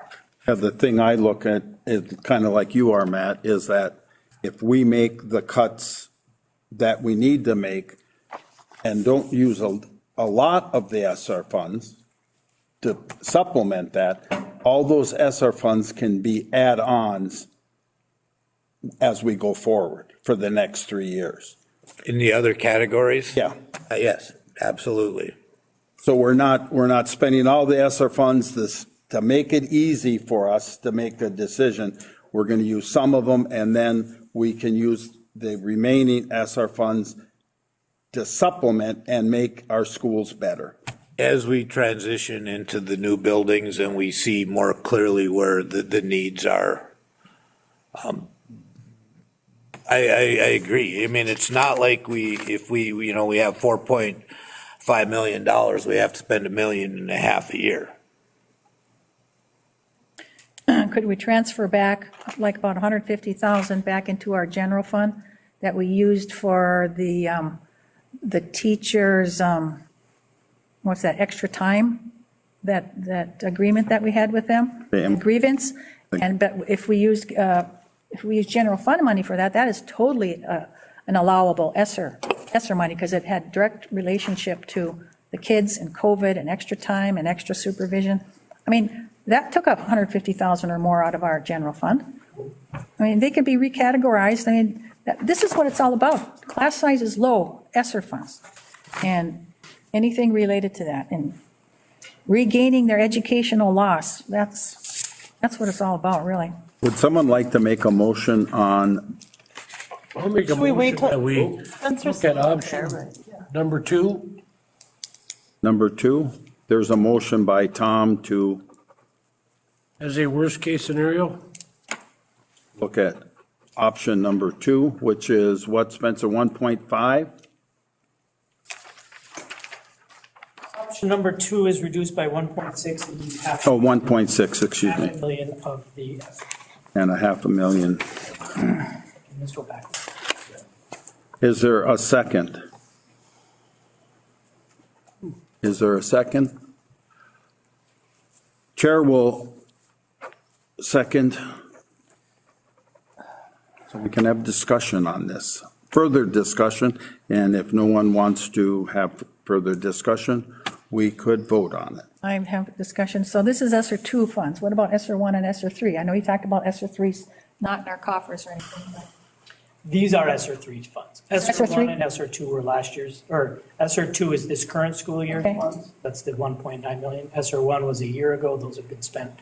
This is ESSER 3. There's 2 different pieces to ESSER 3. okay, and so ESSER 1 is gone. Do we have a balance left in ESSER 2? That will be used up at the end of this year, and that was used for staffing for this year at 1.9 million. That was the other. That was the budget shortfall we used for last year. I'm sorry, how much was that again? 1.9 million last year.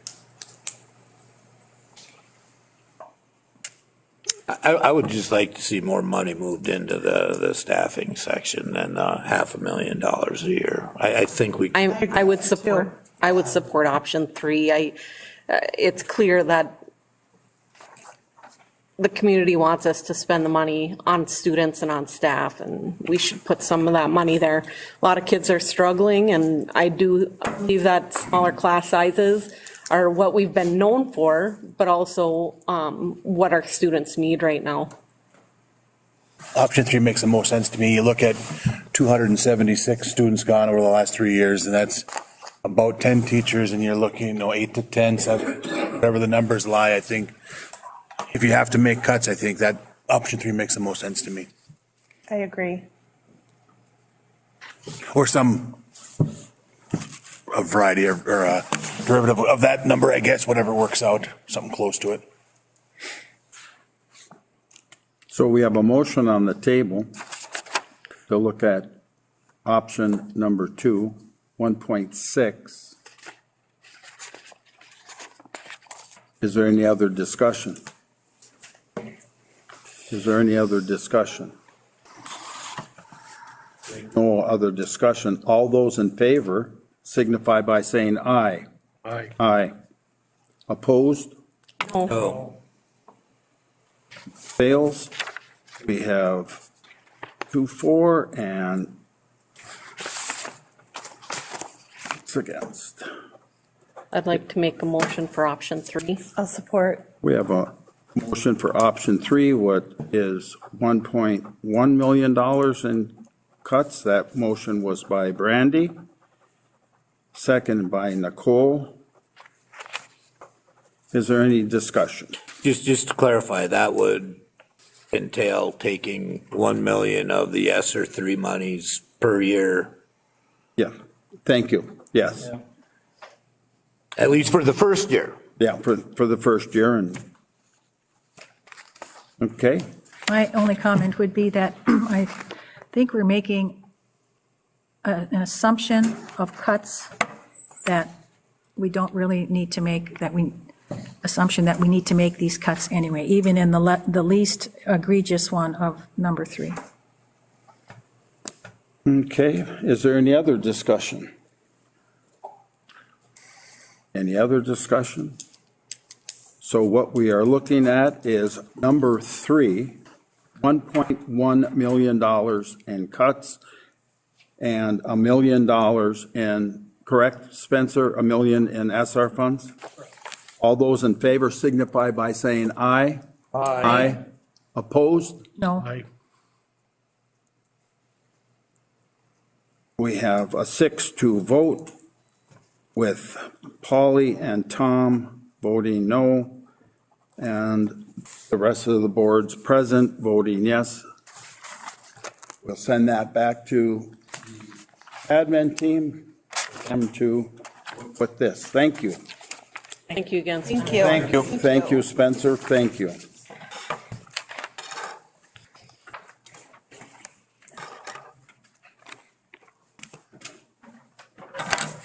Jeff, you know you're up, 5.3.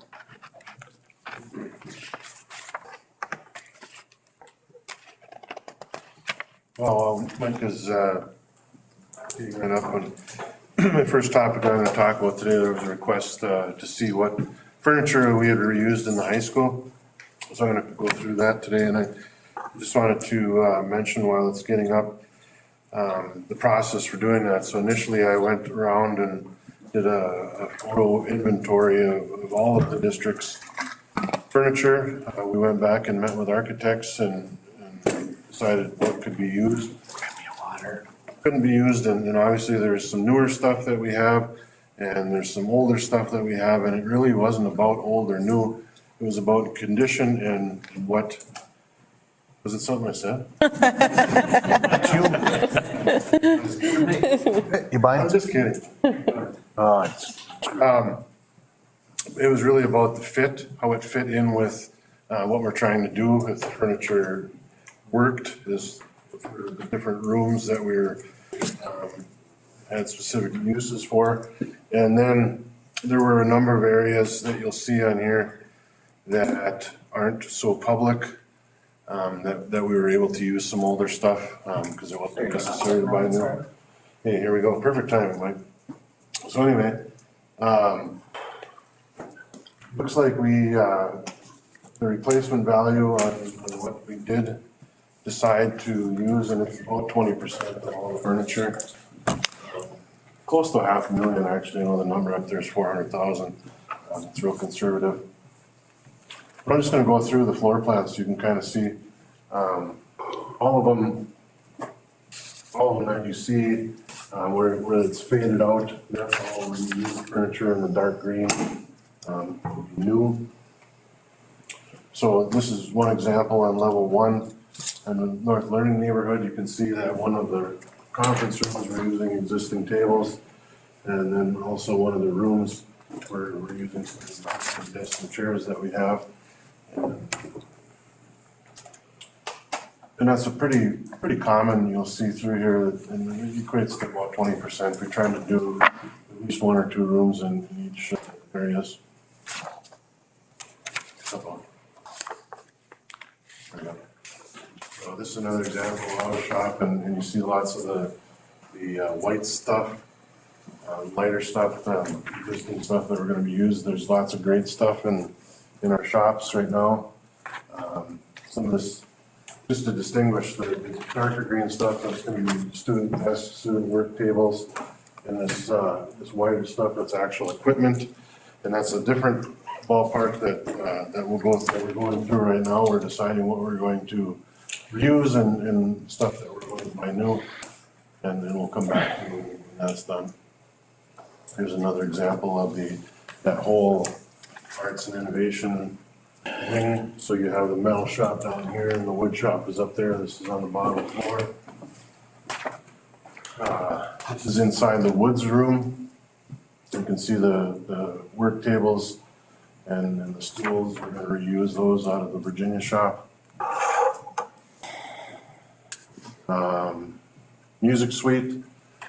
We have band, choir, orchestra, so we're going to reuse a lot of the risers that you see for the choir. We're going to reuse risers and chairs in the band room. We feel that we have enough good ones that we can do that. We are going to buy a new set for the stage though, for when they do concerts and whatnot.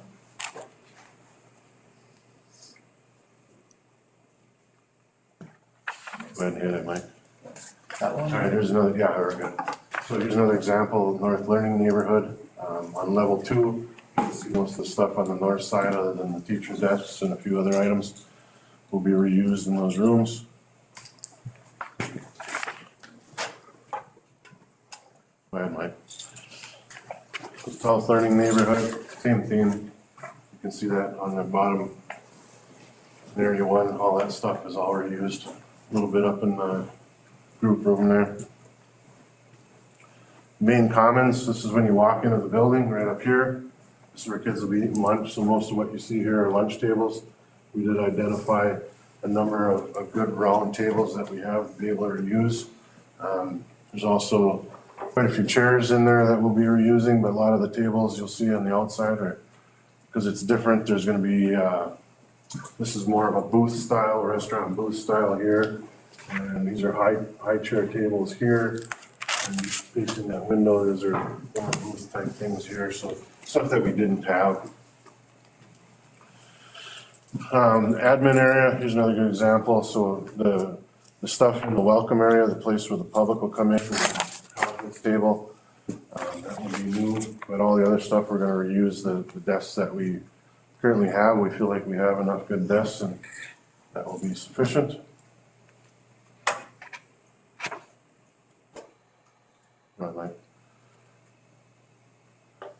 Special ed room, you can see there's a mixture of stuff that we already have and a mixture of new stuff. This is the athletic commons, so the pool is on the bottom side, the gym is up top. These are things that we don't really have right now. Mixture of tables and booths, high top chairs, and this, like these would be sitting along the pool wall. That's booths there, and there's some high top chairs and a ledge along the basketball or the gym. Excuse me. Good. Another example, level 3 in North Learning neighborhood. You can see the lighter stuff there. Good stuff that we have already. Another example in the south.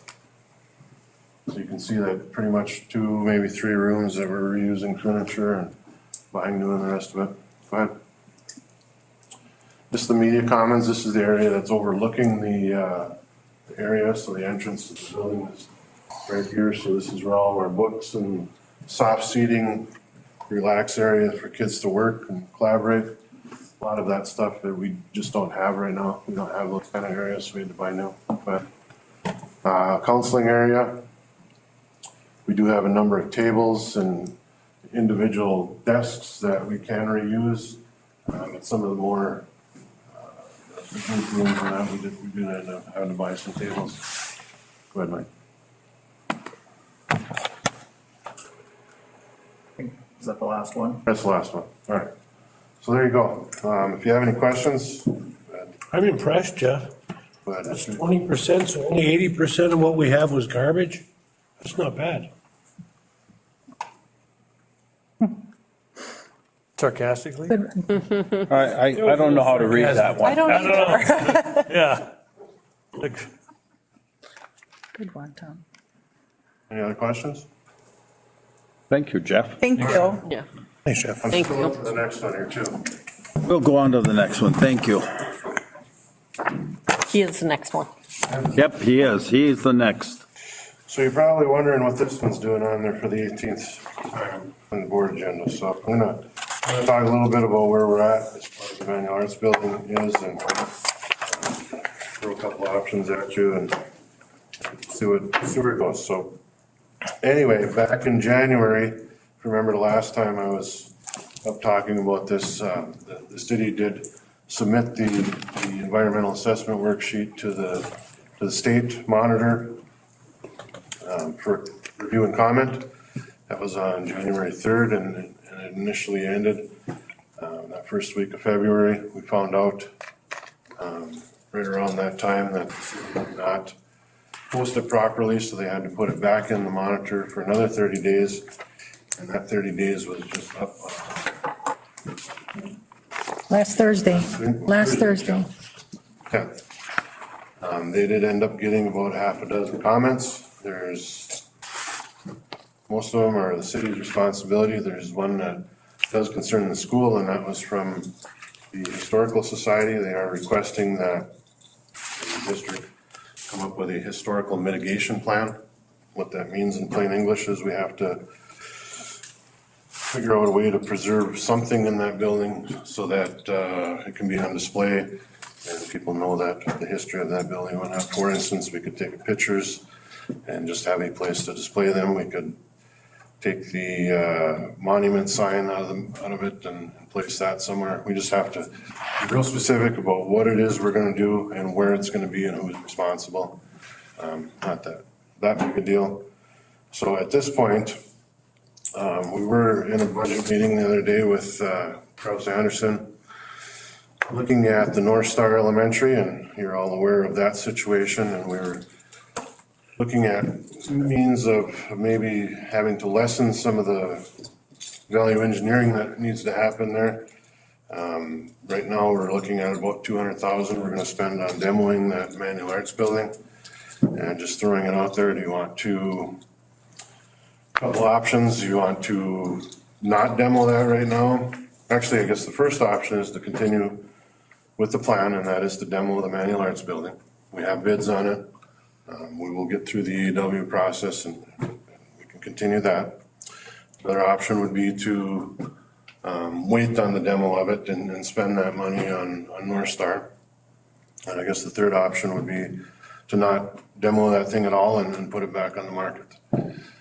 So I'm just looking for some discussion. You can. Well, I mean, I would just say, I mean, this particular proposal has come to us at least twice, I think 3 times. We voted it down every time. This board, a week ago Monday, voted on a scenario that included the demolition of this particular building.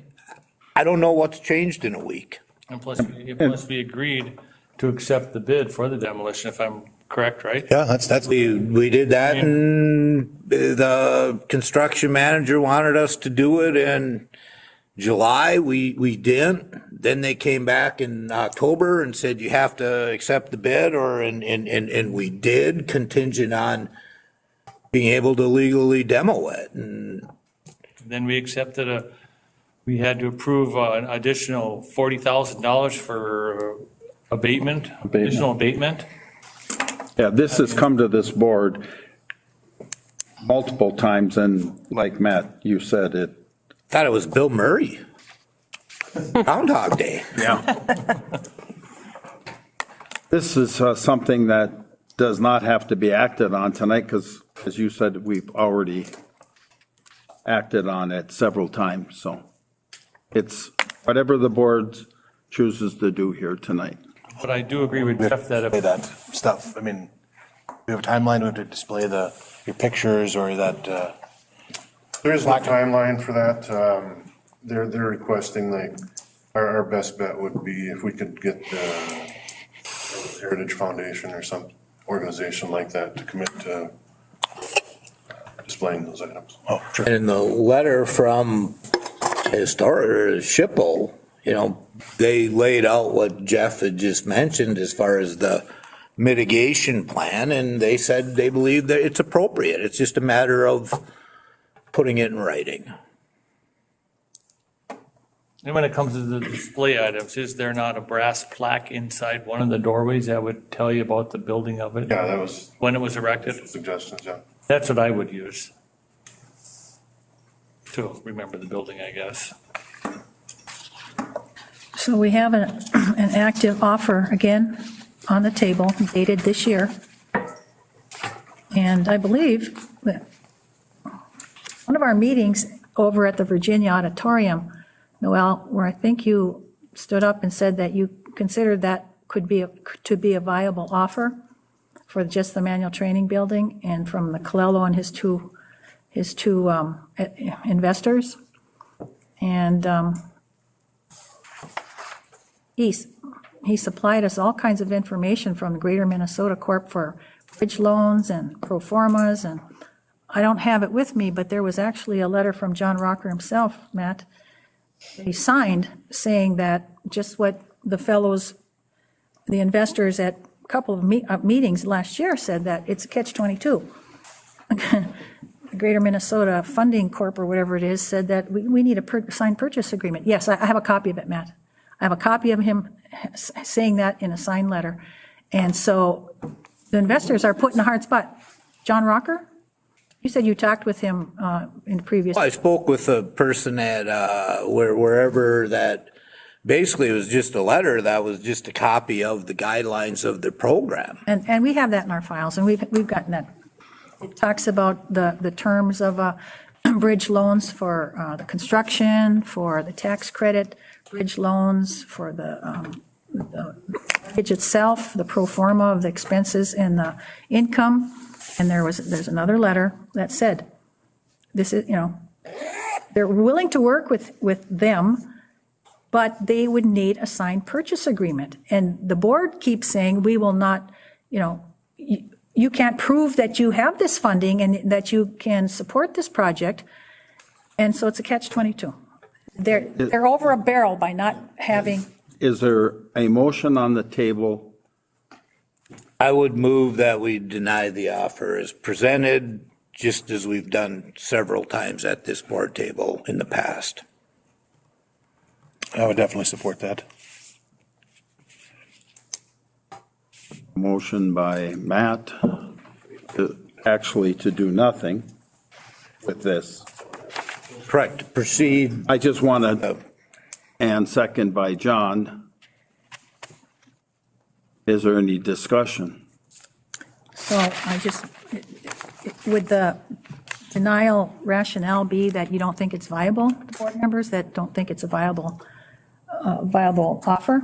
We had. No commitment to lend. Yeah. But is the reason because you don't think it's viable? There's no commitment to lend. There's no. Same reason as we've done this in the past. Because there's no commitment to lend. No pre-qualification. There's no plan. There's how he's going to fund his plan. I mean, he can have the source where he might get the money, but there's no letter from First National Bank XYZ saying this guy is good for $10 million for that plan. And as I understand it, the banks or the lenders or the Greater Minnesota, whatever, won't do that without a signed purchase. They would definitely do that if he was good for it. Oh, so Okay. John Rocker? Okay. So we have a motion by Matt, second by John. Can we wait till Tom gets back? Or you don't care? To do nothing with this offer. I call for the question. All those in favor signify by saying aye. Aye. Opposed? No. 7-1 with Polly voting no. And just again, Matt, one person can't call the question. 6-1. 6-1. I'm sorry, 6-1, excuse me. Thank you. You didn't call for Yeah. the question. I was on my third. Is there any other discussion? Just to clarification there. Finally, she always draws a short straw. 5.5, the principal's report. Marcia. Thank you. I feel like I should take us through calisthenics or something to get moving a little better. And I just appreciate you. You do hard things. You have a lot of big things to talk about, and they're really hard. And I am happy that I get to come and just talk about some of the great things that are going on in schools, because that's why you're making all these hard decisions, to get to the point that kids are having good experiences and good things happening, and teachers are doing good things. And so I'm happy to share with you some of those things that are happening at Virginia High School. A couple of students that I want to honor, or actually several. Ainsley Erickson last weekend went to an all-state dance showcase in St. Paul. She was chosen, and she's very talented. We got to see some of what she does, and she danced with other students from around the state that were also chosen for the all-state dance showcase. That was really cool. Riley Krenz and Jillian Zeidler, both seniors at Virginia High School, are the subsection 27 AAA award winners. And that's one of my favorite awards, because these are really well-rounded students who have done exceptionally well in academics, the arts, and athletics, hence the AAA award. So I got to see them at Amsoil Arena when Denfeld played Hermantown, and they announced them between the first and second periods, and honored those kids as well as several others for the AAA awards in the area. We had 6 people from DECA. You talked about HOSA earlier, the health occupations. DECA is similar, but it's for business. It's the Distributive Education Clubs of America. And they go to competitions, and they made it to state. So this is the first year that we've had a DECA group. It's the first time that they've competed, and to have all those kids qualify for state was really exciting. They also got to go down to Minneapolis a week or so ago. They're tested on their expertise in specific marketing career areas, and on their poise, professionalism, and ability to handle difficult marketing and human resources situations. So they got to go there. They also had to take a 100-question marketing exam, which factored into their overall score. So that was really cool, and fits right into the academy style schooling that we're going into. And I anticipate that DECA will be a club that will grow a lot. Tomorrow, that same teacher, Kyle Hammer, is going to, or Wednesday, I guess, he's hosting an ethics workshop at the MEC, and he has invited Dr. Jason Scurry from the University of St. Thomas up to work with kids from 8:30 to 1:30 on Wednesday, as well as some Iron Range Rotary Club members. And they will also have a scenario that they have to work through, demonstrating what they've learned about ethical leadership. So that's very cool. Asher Hedblum finished second at our section wrestling tournament, and then 5th at the state wrestling tournament at the Excel Center on March 5th. So just recently. Our boys swim team, they are Section 6A champs for the 3rd year in a row. 8 of those students qualified individually, including Leif Sundquist, who's the section champ in the 200 and 500 freestyle events. And they all competed at state and as a team. On February 25th, we had our semester awards ceremony, and so as a new person in the school, it was very, very exciting to watch that. We had 29 Learner of the Semester award winners. The teachers talk about kids from 7th and 8th grade, 9th and 10th grade, 11th and 12th grade in each of their subject areas and honor one of those students. One of the more interesting things that happened, there was one class that was honored. A teacher chose her entire class based on the tight community that they built within the class and the great impact that that community building had on their learning. So that was a really fun day. They also gave out a Blue Devil Award for those students who are, their grit and determination sticks with them even through harder times. So, and then Emily Jankala, our Indian Ed advisor, she reached out to the cultural preservation specialist at the 1854 Treaty Authority.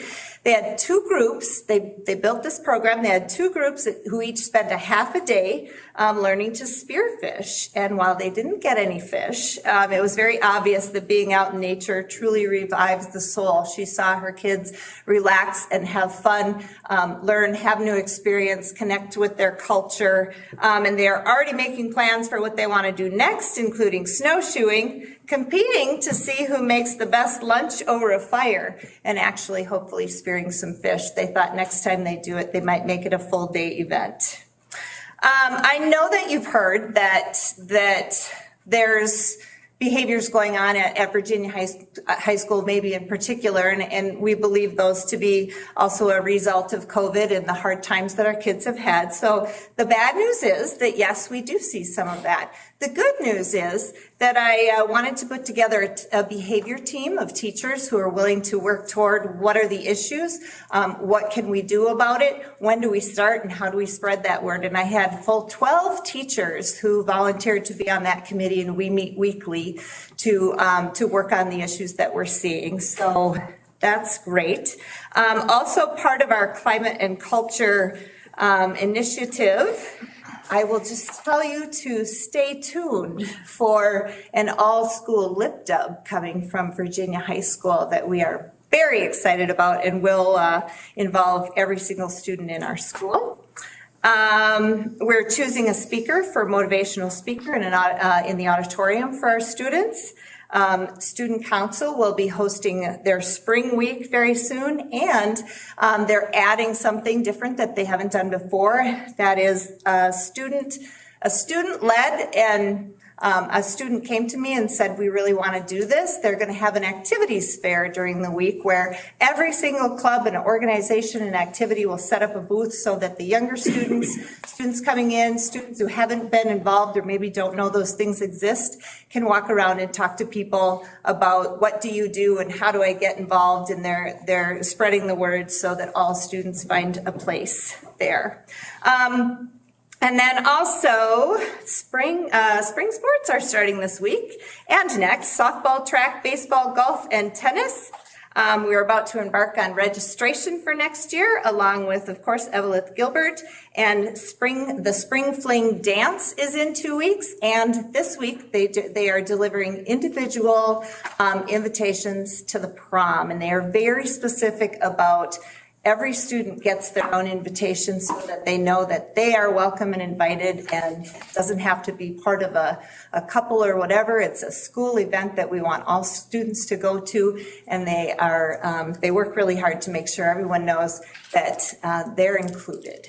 So those are some of the things that you all are working to make sure keep happening at Virginia High School. Thank you. Thank you. Yes. Thank you. Thank you very much. Thank you, Marcia. Lots of updates.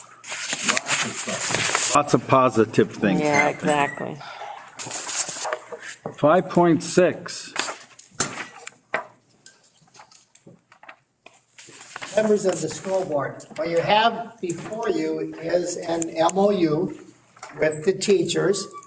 This is a proposed MOU. The background to this is coming out of the, I don't know if I want to say negotiation process, but it's yet.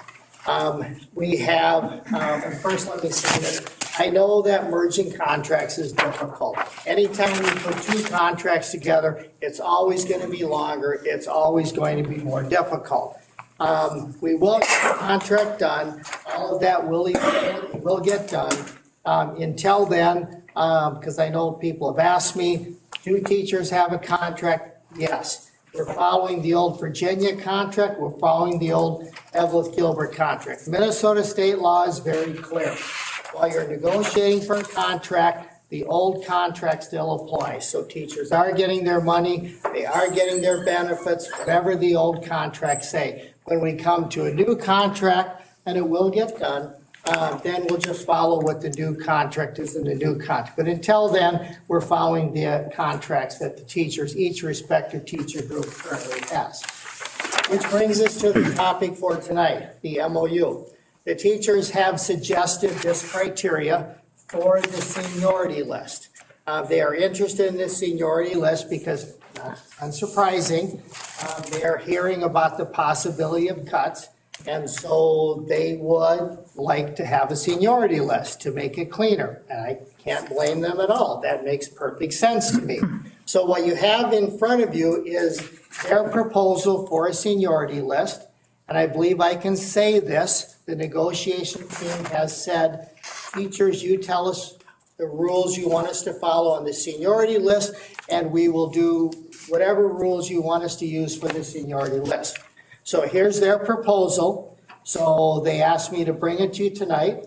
So we're bringing it to you tonight. I believe this is a good thing to consider. It will help. Now, you don't have names attached to the seniority list. That is because they would like to, once you approve the rules, then they would like to just triple check it again, make sure everything is covered, and then we'll attach the seniority list to the rules, the MOU that you see in front of you. And so, any questions about the proposed MOU with the teachers? This is 6.5, correct, on the agenda? Yeah, he jumped ahead. Oh, did I skip one? Yeah, well, you skipped several, but we'll allow it. Sorry, which part? Sorry about that, my fault. I'm not going to make you come up here. I'm so eager for you to talk about this, about the MOU. I'll move approval. Support. Motion by Polly, support by Matt. Any discussion? Discussion? No further discussion. All those in favor signify by saying aye. Aye. Opposed? Carried unanimous. Thank you all. I think it's 5, 6. Oh, Yeah, that's 6.5. We're going to now go back into the regular order of our agenda. Thank you. 5.61 is virtual day at the Capitol. If anybody would like to sign up for that, please tell and let Stacy Lampa know, and she will sign you up. That's this week, huh? That's 5.6. We're jumping all I over. know, but 5.61, the MSBA's virtual at the Capitol is Thursday. That's Thursday. 17, that's what, after. Thursday. Yeah, that's a couple days, right. Yeah. Okay. And, okay, so now we're going to go back into regular order. 6.1, Willie. Pick up. Sorry, Willie. It's all right. I believe this is shared with you. Yes? Yes. Yes. Good. This is our wonderful donor for the band uniforms. Wants you to consider this agreement, and I'll entertain any questions. Was there a committee that decided or discussed what the style of the band uniforms, any students involved or band directors? Has the style already been chosen? 100% Yeah. band director involvement, Yeah. donor involvement, 100%. Yeah, students? Students with the band directors lead. Yes, I did not lead that, but the band directors did. No, that's just curious. That's good that they were involved. Sometimes all band uniforms aren't created equally in comfort. Yeah. So, I would make the motion. So you're going to 6.2. 6.1 to approve the memo of understanding with. Support. And so Matt made the motion. John. John did. Excuse me, John. John made the motion and Tom seconded it. Is there any other discussion? Any other discussion? Further discussion, all those in favor signify by saying aye. Aye. Opposed? Carried unanimously. Thank you. 6.2, consider approval of a resolution accepting monetary property goods, service for donations. Really, you're on stage again. Yes, Robert Bernstill has agreed so graciously to donate $80,000 to us for and uniforms for the Rock Ridge High School Band and Marching Band. And he has sent the initial $40,000. And we would like to name the band classroom, the band room, the Bernstill Band Room in his honor for doing this. I'll move to approve 6.2. Support. We have a motion by Bill, second by Brandy. And this is a roll call. I just have a question. Yes. That's how much they cost then? Is the 80,000 for 150? There was information in your, Oh, I didn't see that. in regards to what things cost. There were, Yes, try to speak. Oh, I'm sorry. I missed that. I'm sorry. Still need to do some. I see that. Stuff, and we're working with him, and hopefully we can get him to help us purchase that also. Any other questions? Any other discussion? The discussion, we'll do a roll call. John? Yes. Yes. Tom? Yes. Brandy? Yes. Matt? Yes. Bill? yes. Nicole? Yes. Tim? Unanimous on the roll call. Thank you. Thanks, Willie. I'll pay you $200 if you move to number 6. 666. What? 666. 'Cause Make that's it my last 250. one. Last time Bill said, why didn't we move you up for Yeah, you could, I would do it. I might have had my fingers crossed. Yes. If you move it to number 6, I'll consider paying you Write me a check. That's $200 per board member? Sure, yes, Per board member. yes. Consider. Consideration. Thank you, Matt. I see no reason why not to. We've been out of order all night, might as well Right, yeah. continue the theme. Very kind. Looking at that, you have a request again from the Evelyn Area Community Foundation. They took their second walk through, and they have items that they would like to acquire. And preserve within the city of Evelyn. Yep, thank you. I see some of the pictures were, some Evelyn, some Gilbert High School related items. Yep. And so the Gilbert related items were going to Evelyn? They want to offer that option, and it can go to Gilbert first if anybody wants it, of course, but they wanted to do that, yes. Okay. I would make the motion. Huh? Better get on that. No, I'm just saying if it was, I mean, I just didn't know if the Evelyn Foundation would be, why would they want stuff from the old Gilbert High School? Evelyn area. Yeah. No, I mean, I guess. But I I'm would, just assuming that they just want to make sure that it gets preserved. Yeah. Right. I would move to consider their request. I'll second. Oh, we have a motion by Bill, second by Nicole. Rock Ridge United. Any other discussion? Really, are they done going through the buildings? Or are there still other buildings that they want to see? Knowing that group, no. Oh, this is like part 2 already, so. Yeah, this was part 2, and I, as soon as Vicki and John and those guys are, Fritz are ready to roll again, I bet you they'll request a walkthrough of the next place that they'd like to. They're super excited about this, so thank you. This is a Good great question, Polly. Any other discussion? No further discussion. All those in favor signify by saying aye. Aye. Opposed? Carried unanimously. Thank you. Thanks, Willie. Thanks for that movement. Thanks, Willie. Next time, we're going to have our agenda like in a bingo, and we'll just pull a ball out, and then we'll just have them go that way. Okay, where are we here now? 6.3, consider the support of Goodman Auditorium Community Farewell Schedule for May 2023. Betsy Olavanti and Dominic Olavanti. So I don't have anything really, extensive prepared for your viewing pleasure today, but we just wanted to bring this to your attention at this time. because we've been talking about this project for quite some time. We've built some community support around it, and so now it's time for you.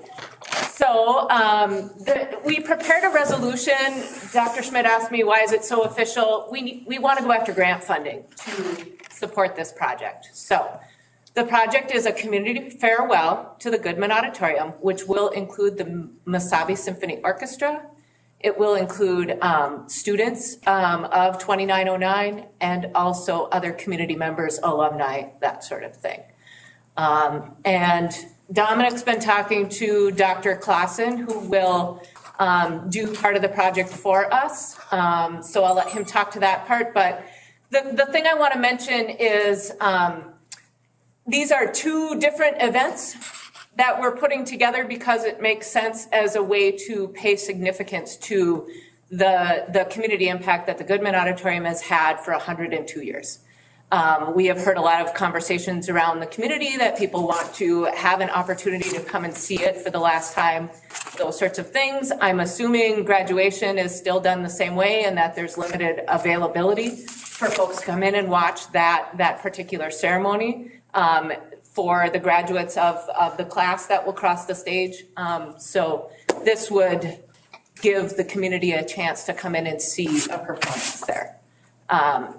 It's a fairly large project, so we're starting now, and we will have a little over a year to fundraise and get the whole project completed. You want to talk about And I'm Dominic, class of 2018. And so I'm really excited about this project. This project was born from an idea that started with somebody connected to both my mom and I, has sort of blossomed into what it is today. And the real essence of the Farewell to Goodman project came from the idea that we want to pay tribute to all citizens of the Mesabi Iron Range and the people that have left and have since come back.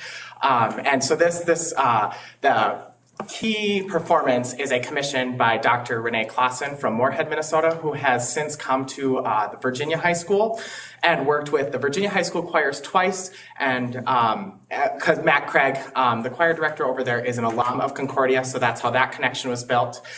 We have since spoken with him. And he has done his homework, I can tell you that. And this piece will be dedicated not to Virginia itself, but the entire Mesabi Iron Range, the history, the rich history that it has to offer, starting with glacial formation of the Mesabi Iron Range to present day reclamation, and where we plan to go with the progression of mining throughout the ages. And I did highlight that in our proposal here. So it's a very, very cool project, one that he's very, very excited about. He'll be coming and doing a tour of the Iron Range this summer with me and a select panel of committee members, once we can move forward with this process that we will select.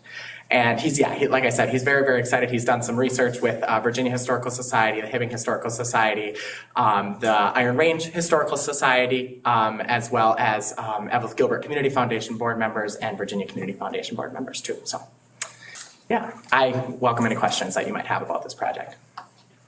Sounds amazing. I've seen Dr. Clausen's orchestra twice at Concordia. You know, my son goes there. Yeah.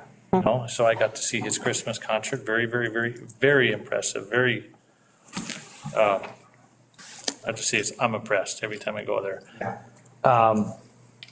I would support this. I will support it. I have one question. Is this a resolution then, Dr.? They are asking that it be a resolution. Okay. It allows us to go after funding through various grant pots and things. If the school board passes a resolution of support that we can do this project. I'd be remiss at today's meeting to clarify that there is no financial support or obligation being asked of them. Right, we are not asking you for any at this time, no.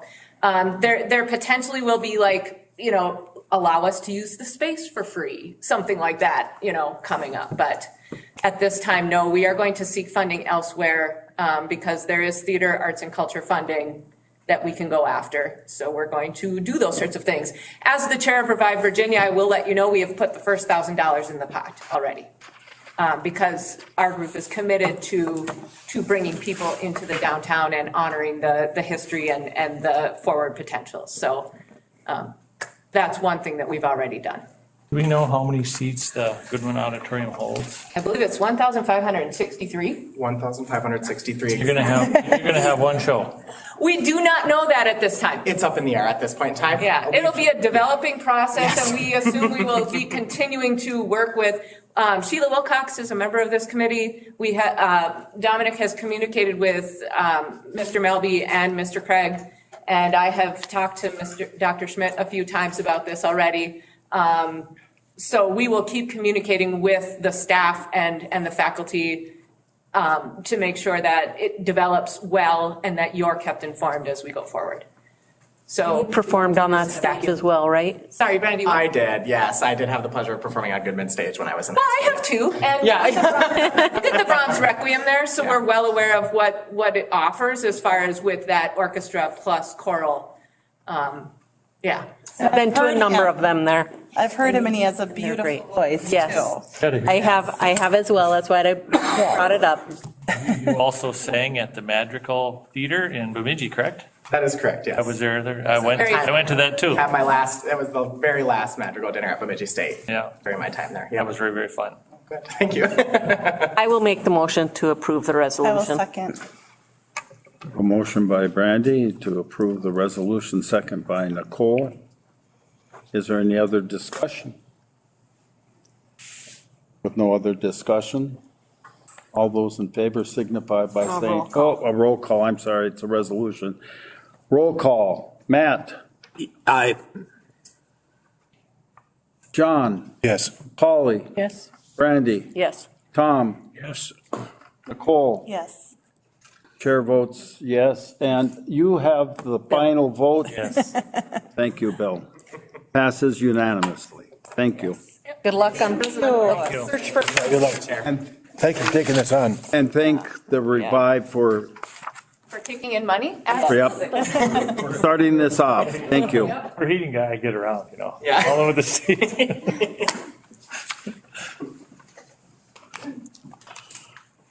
6.4, consider work authorization form 6 wrestling room at Spectrum. I'm staying right here until you call me. Now's the time. You've already done it. Please come forward. Thank you, members of the school board. This one is what's talked about at a committee meeting, and the question came up, what about DSGW? What about ARI, some of our locals? So in talking to all three of them, what they are doing is they are going to work together on this, the wrestling, WAF. Cunningham would be the lead architect like they are with the rest of the project, so the same system would be in place. So it would still involve Cunningham, ARI, and DSGW. All three of the architect firms would be involved. So that's the, we have to have the board approve this before we can really go any farther.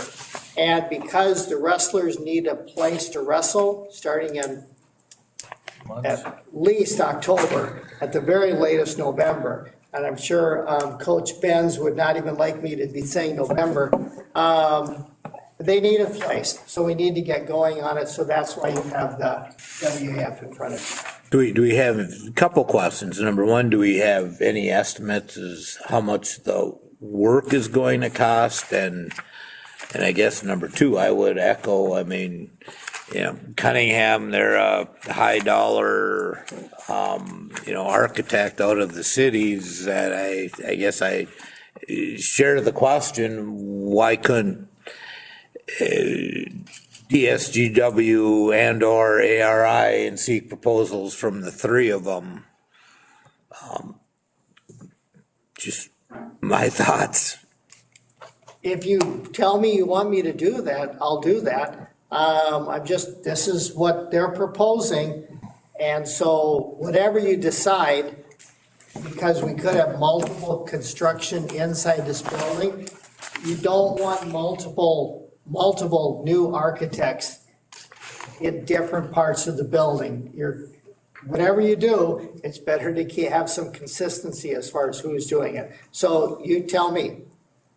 If you want to go with the agreement as proposed, if you tell me you would prefer to have 3 independent architect and have them just, you give it to one of them.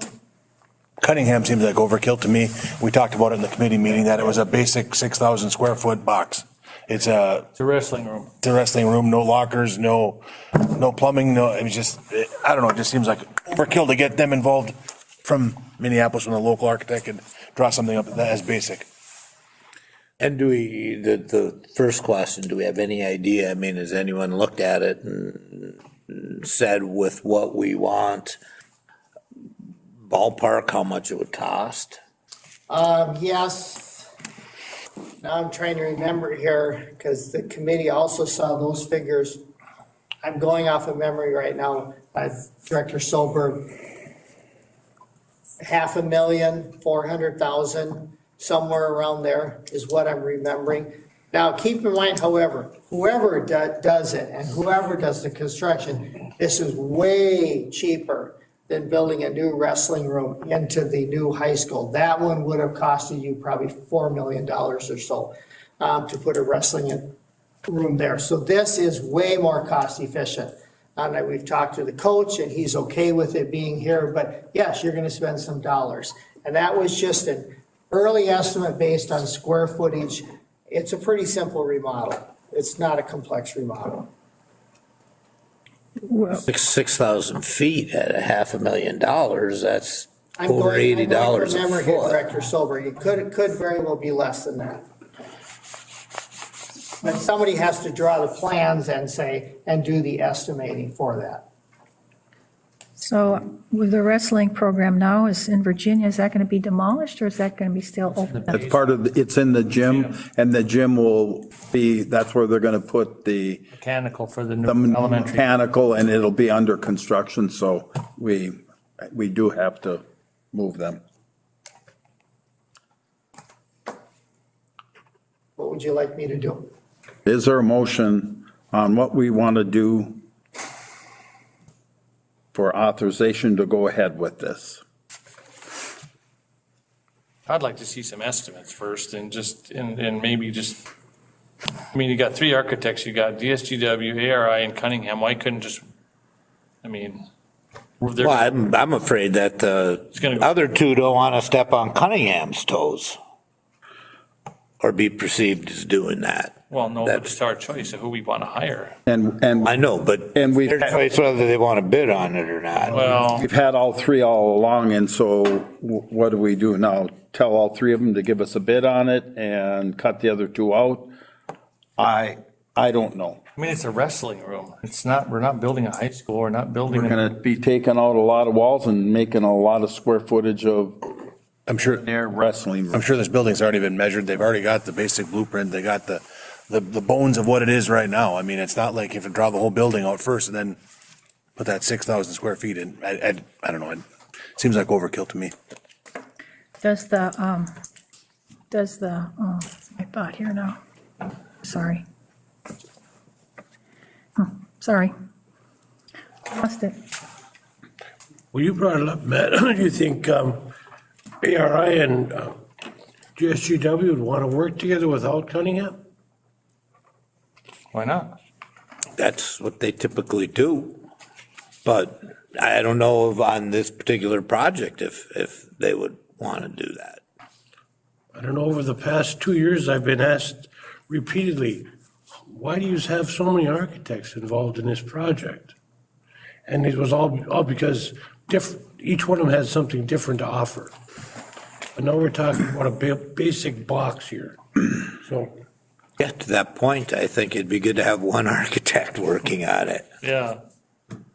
I got my question back. Does this $41,000 meet the threshold of statutory competitive bidding? Yes. Okay, so we have to bid it out to architects for this work.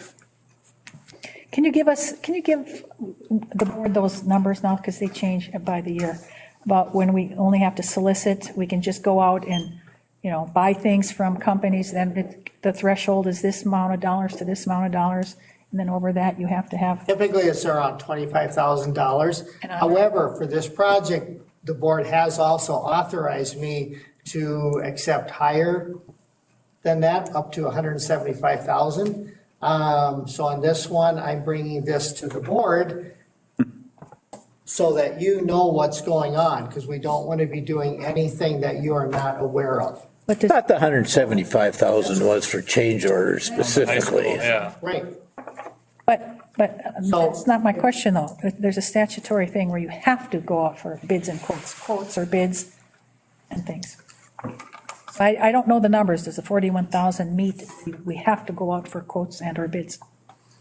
I'm getting a very clear sense you'd like me to go out and ask for bids from at least 3 companies. Well, we might be obligated to by law. I'll look up. Fiscally responsible to do that. And we all know that the project is over budget. And yeah, I think that would be our due diligence to. I have a motion to that effect. I will make a motion that Dr. Schmidt goes out for competitive bids. Is there a second? I will second that. Thank you, Polly.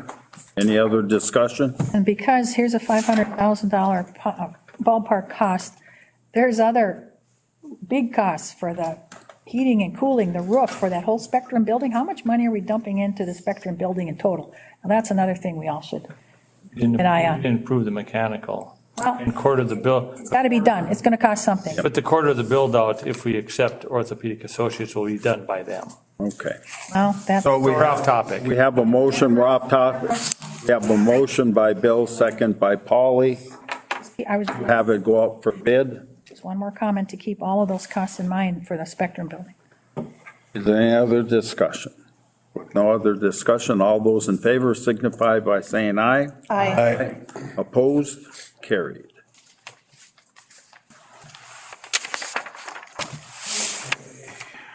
Thank you all for following with us.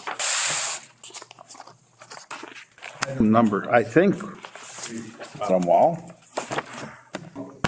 Item number 7, meeting announcement. Next regular meeting will be held Monday, March 28th, 6 PM here at the Rock Ridge Admin Building.